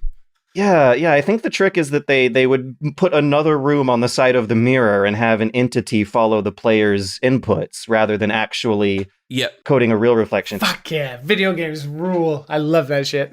One of my bug tester friends told me once that like, if you ever want to crash a game, just mess around in any mirror room for a little bit and you'll do it. So the Silent Hill 2 PC port is good but not compatible with modern stuff. The Silent Hill 3 PC port was great out of the box. I have not heard complaints about it recently. And whatever team Konami was working with to put that in, went through the extra effort and like actually released it with some high resolution textures over the console original. And then they go and port Silent Hill 4, and for some reason, the textures are back to blurry PS2 quality again. The lighting is probably going to be harder to look as dark and dreary on a monitor with these blurry textures as it is on a TV with CRT scan lines the way it was meant to be played. It never really made the transition over. The cutscenes were in 50 FPS for some reason. They cut out some apartment hauntings. For this GOG re-release, they made the cutscenes 30 frames per second again, which why the hell were they ever not in the first place? And added some the motion blur that never transitioned over to PC in the olden days. But I've seen some screenshots, and it still does not look great. It does not stack up to Silent Hill 2 and 3. So they also did Metal Gear 1, and it's the PS2 style version that they re-released with MGS3 Subsistence, which begs the natural question. This begs a lot of questions. This is such a weird move. It begs the question of why there's no Metal Gear 2. Metal Gear 2 would be a fantastic game to re-release in 2020. Metal Gear 2 is a wonderfully charming, like pixel art indie game demake style of Metal Gear Solid 1. It would work so well in today's market. The Silent Hill 2 and 3 ports are generally regarded as a more fun experience than the Silent Hill 4 port. So this has me wondering if they're actually sitting on top of this stock of ports for like a Steam release or something, like maybe a compilation later on. I mean, what the fuck else are Konami gonna do? I mean, do they even have a game division anymore? Like, just throw all that shit out there so everybody can have it. Any day now, that new Silent Hill trailer is gonna drop and you're all gonna look like fools. There's rumors, of course, because there's never not rumors that Metal Gear Solid games are getting remade, but this move gives a little bit more hope for the future in that regard. Why? Konami just want money. Why would this do anything? Because they're officially remembering that they used to make PC ports of what are now classic games. Look, we're going to make minimum effort because we don't give a shit about our franchises, and then we'll release them. Yeah, the big Metal Gear Solid 1 remake rumor floating around is from a single YouTuber who I don't think has multiple sources. They just mentioned one, and you don't see it reported anywhere else in the media, and I probably shouldn't have even brought it up. It's not real. But what I do have more faith of now are George, more you can re-releases. say my channel's name. It's okay. I have more faith than before that we may see another version of MGS3 come out that might copy-paste some code over from that NVIDIA Shield port they made a surprisingly small amount of years ago. I have it on good authority that Mr. Eyepatch Wolf once told me in a bar that Konami were making remakes of Metal Gear Solid. It's true. I think it would be the weirdest thing in the world for them to go through the effort of sprucing up the Silent Hill 4 PC port and not also go to the effort of sprucing up the more popular games in that franchise. And I do think... They don't care. If the port was already better in the first place, it's... I can also confirm that James is going to be revealed in Smash soon. oh my gosh. Yeah. You heard it here first. Like another fighter you heard like 2 years ago. Okay, yeah. Konami is re-releasing classic Konami games from the PS2 days. The end. Smash is releasing Steve/Alex as the new fighter. That was a weird news day. That was the same... On Coronavirus Day 2020, we woke up and found out about Steve, and then we all went to bed finding out that Trump caught the thing he's been downplaying this whole time. What a weird week. Just another week. There's what I think is a pretty darn good looking stage. There's some alternate costumes for Steve that give you the girl version Alex, and then the creeper version, which is going to be some good comedy. And the Enderman. Everyone loves Minecraft Kirby. There's no complaints there whatsoever. Oh god, yeah, so cute. But for some reason, during the first 8 to 10 hours this was revealed, I saw a shitload of negativity on Twitter directed towards this way, and I don't get it. Do you guys know why did so many kids hate this for 8 to 10 hours after it was initially revealed? I can tell you why, but it's not a good reason. Oh yeah? Well, I'm curious. Hit me. Make me depressed. They just Minecraft's for babies, damn it.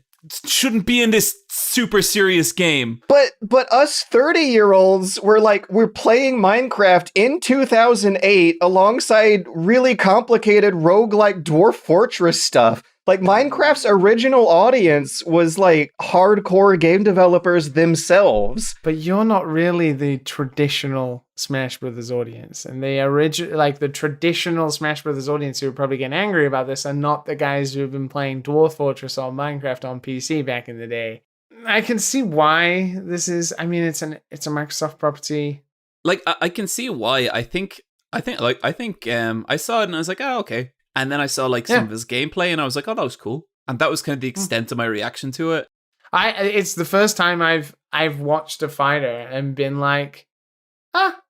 I am way happier about this than fucking Fire Emblem Fran.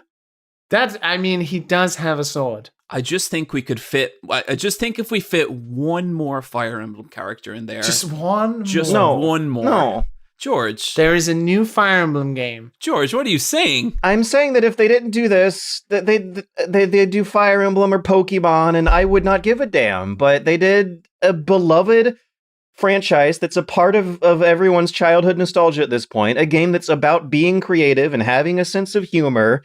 It fits. I was fucking 18 when this came out. Okay, George. I hear you.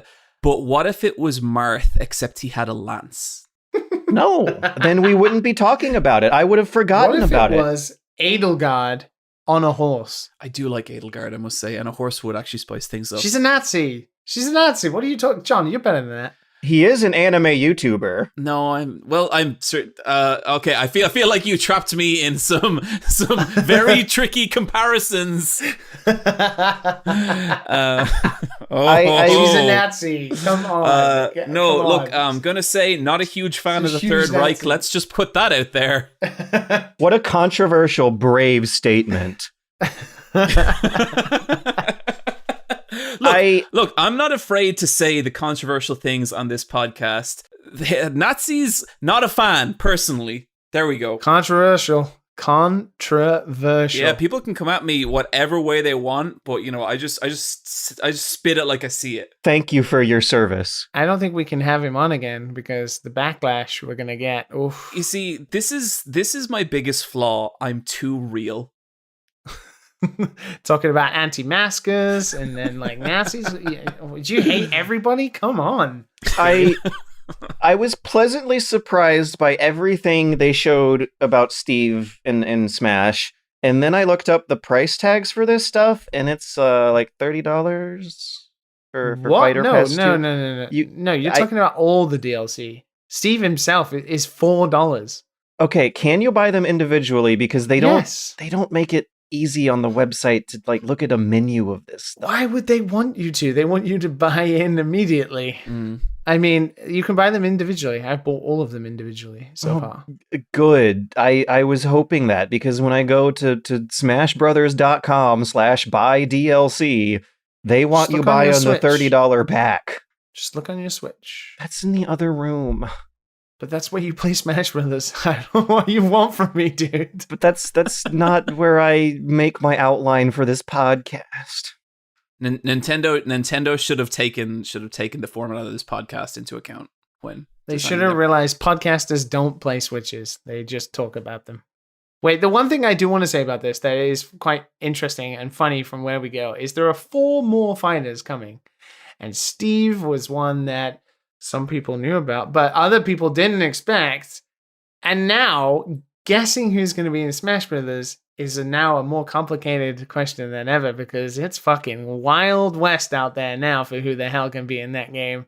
Fucking Doom guy, Crash Bandicoot, I don't know, fucking Moon main character. Let's go. Doom guy would be. I don't know if I'd want Doom guy in Smash.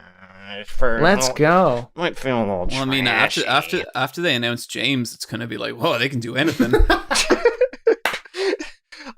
So we know that Microsoft and Nintendo are talking. I mean, Solid Snake's already in there. I mean, it's not that far-fetched. We now have a representative from the Microsoft sphere. Like Minecraft isn't exactly an Xbox representative, but that's just the one hole left. Is whoever the hell Master Chief is the closest thing Xbox has to a mascot character, and that would be weird.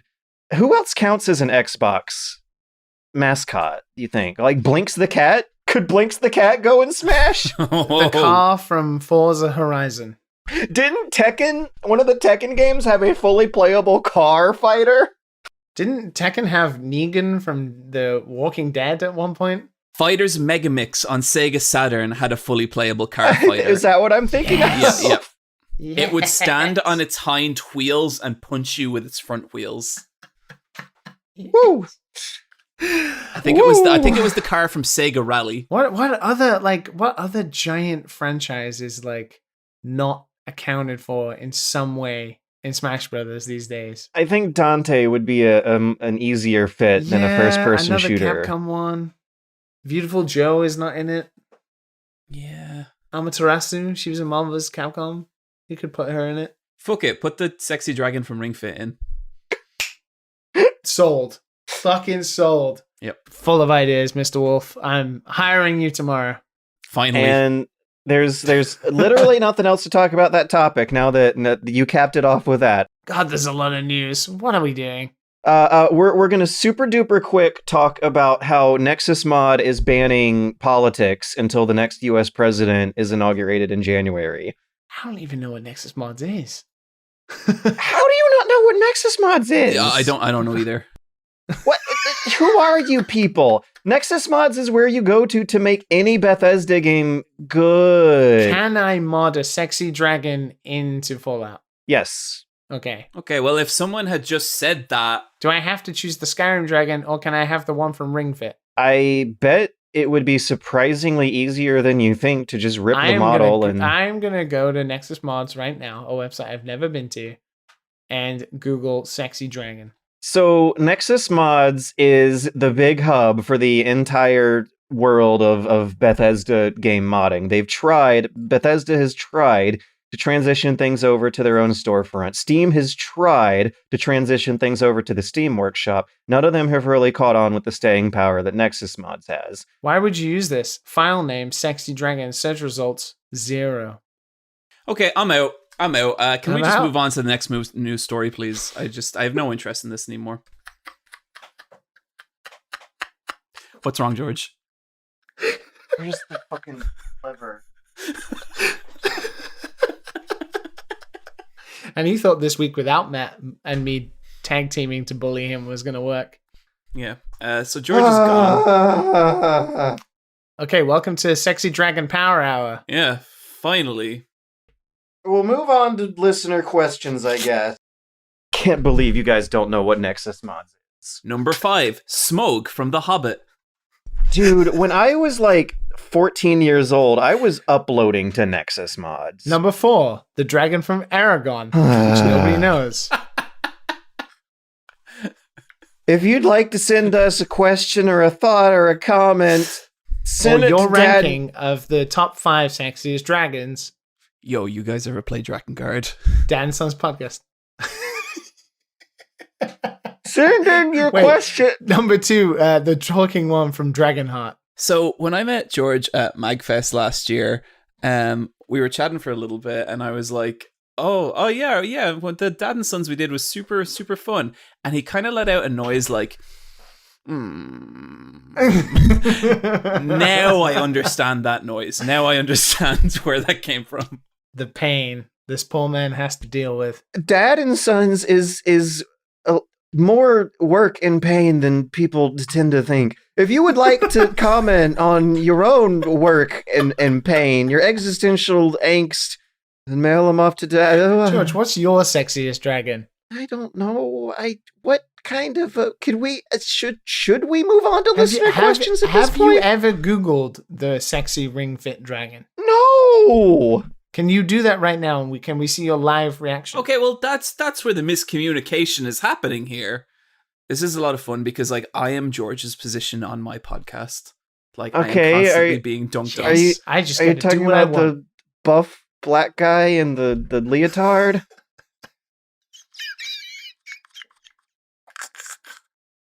Okay, the buff dark gray dragon with humanoid features and a leotard.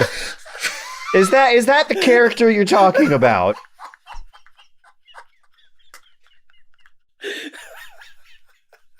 Yes. I've Googled it and I had my embarrassing moment. There you go. We're cashing it in. All right, listener questions of the week. Vodrim from Patreon put in a question in the listenership. My fucking brain. It's cold. What's wrong, George? Everything. Vodrim from Patreon asks, have you ever spoiled yourself a game in its entirety and still had a blast going through it? Oh, good question. Yeah, totally. There's a big spoiler at the end of one of these Silent Hill games. Like a very big famous spoiler, and I knew that going in, and I think it actually enhanced my experience of the game because it let me, I guess, appreciate the different levels of that game right from the beginning as opposed to kind of just being like, oh, it's a spooky game, and then like realizing at the end of the game what was actually happening. So I'd say in that instance, like it made me love that game more. Yeah, because there's an inventory item that might clue you off to something happening, and that's an inventory item I never ever clicked on, and was surprised to find out that that might have been something I would have wanted to spoil. Are we talking about the inventory item that says one thing and then later on says less things? Yeah, Yeah. the inventory item related to the story spoiler related to one certain game in this franchise. People who played it will know what we're talking about.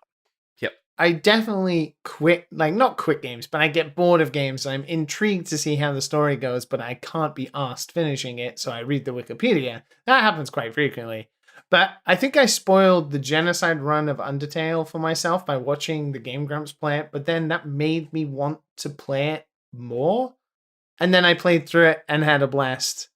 And it was great. Yeah, sometimes I kind of feel like if a spoiler can genuinely ruin a piece of media for you, how good was that piece of media in the first? But I don't know. I'm pretty like liberal with spoilers. Like they don't really bother me that much. Yeah. I feel like when something, movies and TV is a bit different because that's all that hinges on, really, is like you're sitting down and paying attention. Whereas video games, the interactivity and the different experiences you can have outside of a story. I don't know if I agree with that either, because like I have like a lot of my favorite shows and stuff I've watched multiple times, and I feel like the more I watch them, nearly like when I'm watching something like The Wire.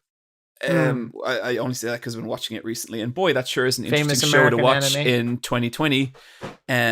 But it's like when you know what's happening and when you know things are going, it nearly lets you appreciate like a lot of the subtleties of the storytelling. I feel like you nearly miss out on the first time. Definitely, like a rewatch of things opens your eyes to like, oh shit, I didn't even notice that the first time. And like you can't spoil like cinematography, you can't spoil good acting, you can't spoil kind of good writing or dialogue in a lot of ways, you know. But again, I feel like with spoilers, the problem is that you don't get to decide that for yourself on the initial watch, and I think that's my problem with spoilers. yeah, and that's where it gets shitty when people spoil something and take that choice away from people, Away from you. Yeah. Yeah. I think everyone has heard the Sans boss theme without fighting or even knowing that was a thing in the game. Yeah. And it still hit me hard. Masterpiece. Yeah. I don't know if I've spoiled a game and still enjoyed it. Like, I'm trying to think. I think Persona 4 might have been spoiled for me. Oh, I did spoil Doki Doki Literature Club, Doki Doki Panics, the Mario game. Doki Doki Literature Club, very different. Did spoil that for myself. Still played it because I wanted to experience. I'm not good with horror, so knowing some of the things that were coming up was pretty good, but I still wanted that morbid curiosity again to like have my computer fuck with me and like all that kind of stuff. I wanted to experience that firsthand. I still did enjoy it. It is very surreal playing a game like that. I think the ending of Last of Us may have been spoiled for me, and I think I would have liked it better if it wasn't. Yeah, I don't know if I've ever been in this situation where I've been spoiled and still had the blast. I've either saved myself, because I am a real big stickler for spoilers.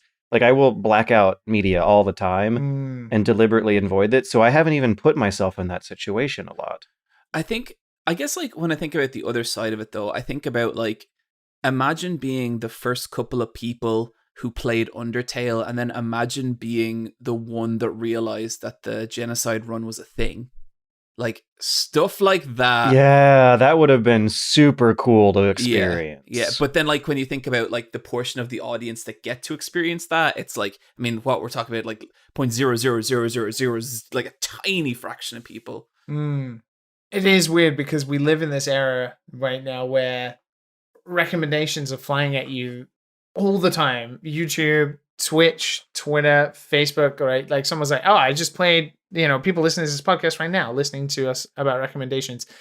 And the problem is if you like Google any of the names or of anything, you're going to be hit with something or some article or something to do with something that breaks open the cracks of the game a little bit and or the, media. And you're going to know more about it before you ever go into it than you ever would at any other time. Things are different these days. People, I remember I like their channel and I like what they do, but I remember being subscribed to Game Explain, and Game Explain would be like, final boss of Breath of the Wild, like new. And it's like Breath of the Wild's been out with the thumbnail. And it's been out 1 minute and you're like, whoa, calm down. Okay, so the one part of this that I actually do become a real stickler for spoilers is wrestling.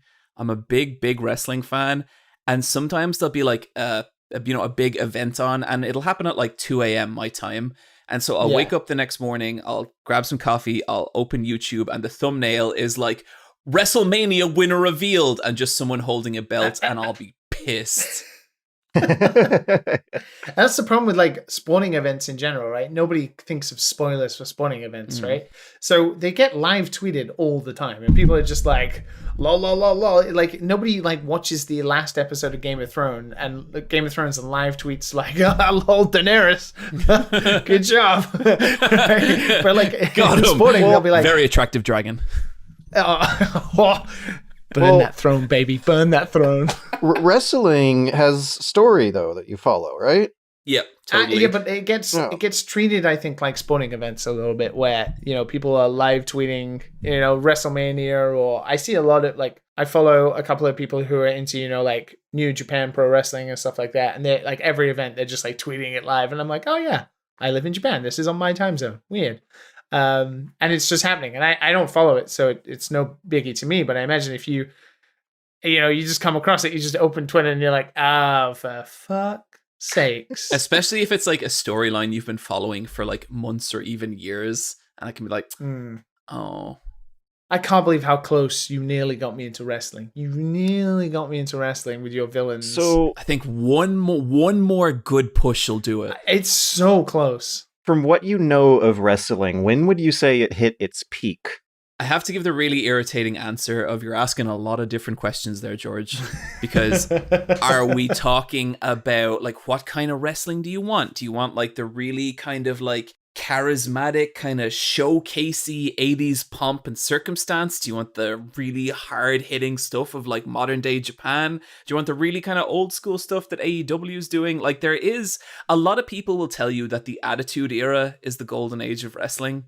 This was back in the... Yeah. That's when I watched it. That would have been the question. Like within the fan base, is there a consensus on what was a golden age? A lot of people look back on the Attitude Era like that, but personally, I feel like what the Attitude Era was a tapping into a cultural zeitgeist of like youth rebellion and culture, and that was so perfect for that era. But I think when you go back and watch it now, it's a lot of 2-minute matches, misogyny and homophobia rolled into like these 2-hour shows, you know what I mean? And like there's stuff from the Attitude Era I think is fantastic, but I also think a lot of it The guy who did the worm, what was his name? Scotty Too Hotty. Yep. Let's just dive in before we leave and talk about wrestling for a sec, because I'm interested. You guys are absolutely going to regret this, but okay. Do you like all the wrestling? Like, I don't know how to phrase that question. Like you said a lot of, you got WWE, you got like the new one, AEW, and then you have Japan Pro Wrestling and like the different forms of that. Like, do you like all of them? Is there a consensus that all wrestling fans follow all of them? Or like some people are just like, I only like AEW, I don't watch WWE? I would say that is comparable to being asked, like, do you like all the gaming platforms? In that there's going to be people who are like, okay, I only like Xbox. But really, when you break that statement down, it's more that person trying to establish a sense of identity for themselves as it is to like a measure of quality to what's on Xbox, I'd argue. And so I'd say, like, if you really care about wrestling... Whoa, that blows my mind. So it's almost like a console wars thing.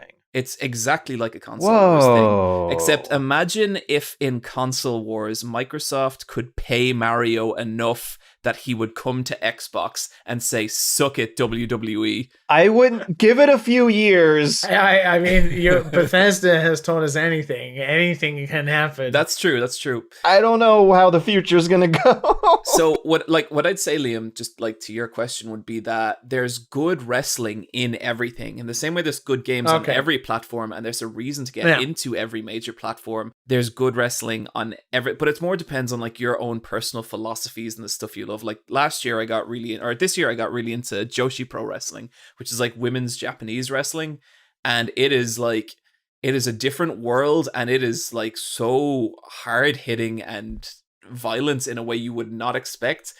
And the reasons for that are really crazy and strange, and it has all this like fascinating stuff where part of it's like really similar to the Japanese idol industry, and then other parts of it are a complete rebellion to that, and it's so good. Did they sing a song? Yes. George, there's a tournament called the Cinderella Tournament, right?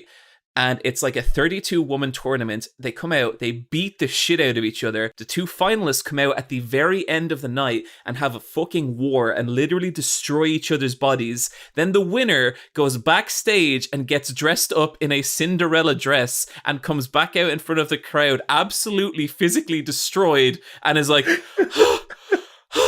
and like her hair is unkempt and she's all fucked up and she's like, this means a lot to me. Thank you. And yeah, it's amazing. That seems like cruel and unusual punishment. Yeah, we're talking about the wrestling industry. Yes. There is just no such thing as ethical consumption in this world, is there? No. Like New Japan Pro Wrestling has always been like the iceberg I would almost tip into. Like New Japan is my favorite. Like it is what it's like it seems like it's like watching anime but with real humans. Like if you imagine a Unity scene with ragdolls in it and you're like, I'm gonna make an anime scene out of this, and you fly two ragdolls at each other. That's what like NG Pro looks like. The thing about New Japan is like they will cook a storyline for years and they'll hold on to it for so long, and they'll do it for so long that you'll forget about it and you'll be like, oh yeah, that used to be a thing. And then all of a sudden, like, it comes back and it's such a shock, but it's so rewarding, you know? God damn. Oh, so tempted. I'm gonna let that be our final note to end us out on. The thought that the people who make the entertainment we all know and love are destroying themselves for it. Just like John making 1 hour Bleach longer videos. Oh, the internet was happy to destroy me over that. I didn't need to do any of my own destruction. I want to throw it out there and say, you're 100% right with everything you say. Bring it on, internet. Thank you so much for joining us again. That was lovely. That was beautiful. It was a lot of fun. It was an absolute pleasure having you. Oh, guys, it's always such a blast. Like, whenever is cool with me. Yeah. This blitz of stupid stories that we always go through is. You're now officially honorary dad and also dragon lover. Mm-hmm. That's my title on the Discord. Yes. I know I'm reminded of the dragon. You'll never forget the first time you were the dragon. George, next time MagFest happens, I know about some very interesting hotel rooms we can go to after hours, and just all I can say is just go with it. Just go with it. The rooms are really large. I won't tell you why, but they're like dragon sized. But what if I blink and all of a sudden the walls get super duper red and the doors are all locked and there's items I can use in the cabinets and bugs everywhere? I don't know about you, but it all started with the dragon from Shrek and just went from there. I think we're all living in Silent Hill right now. You sure are right now, George. Take us away, George. I'm so sorry for running your podcast, everyone.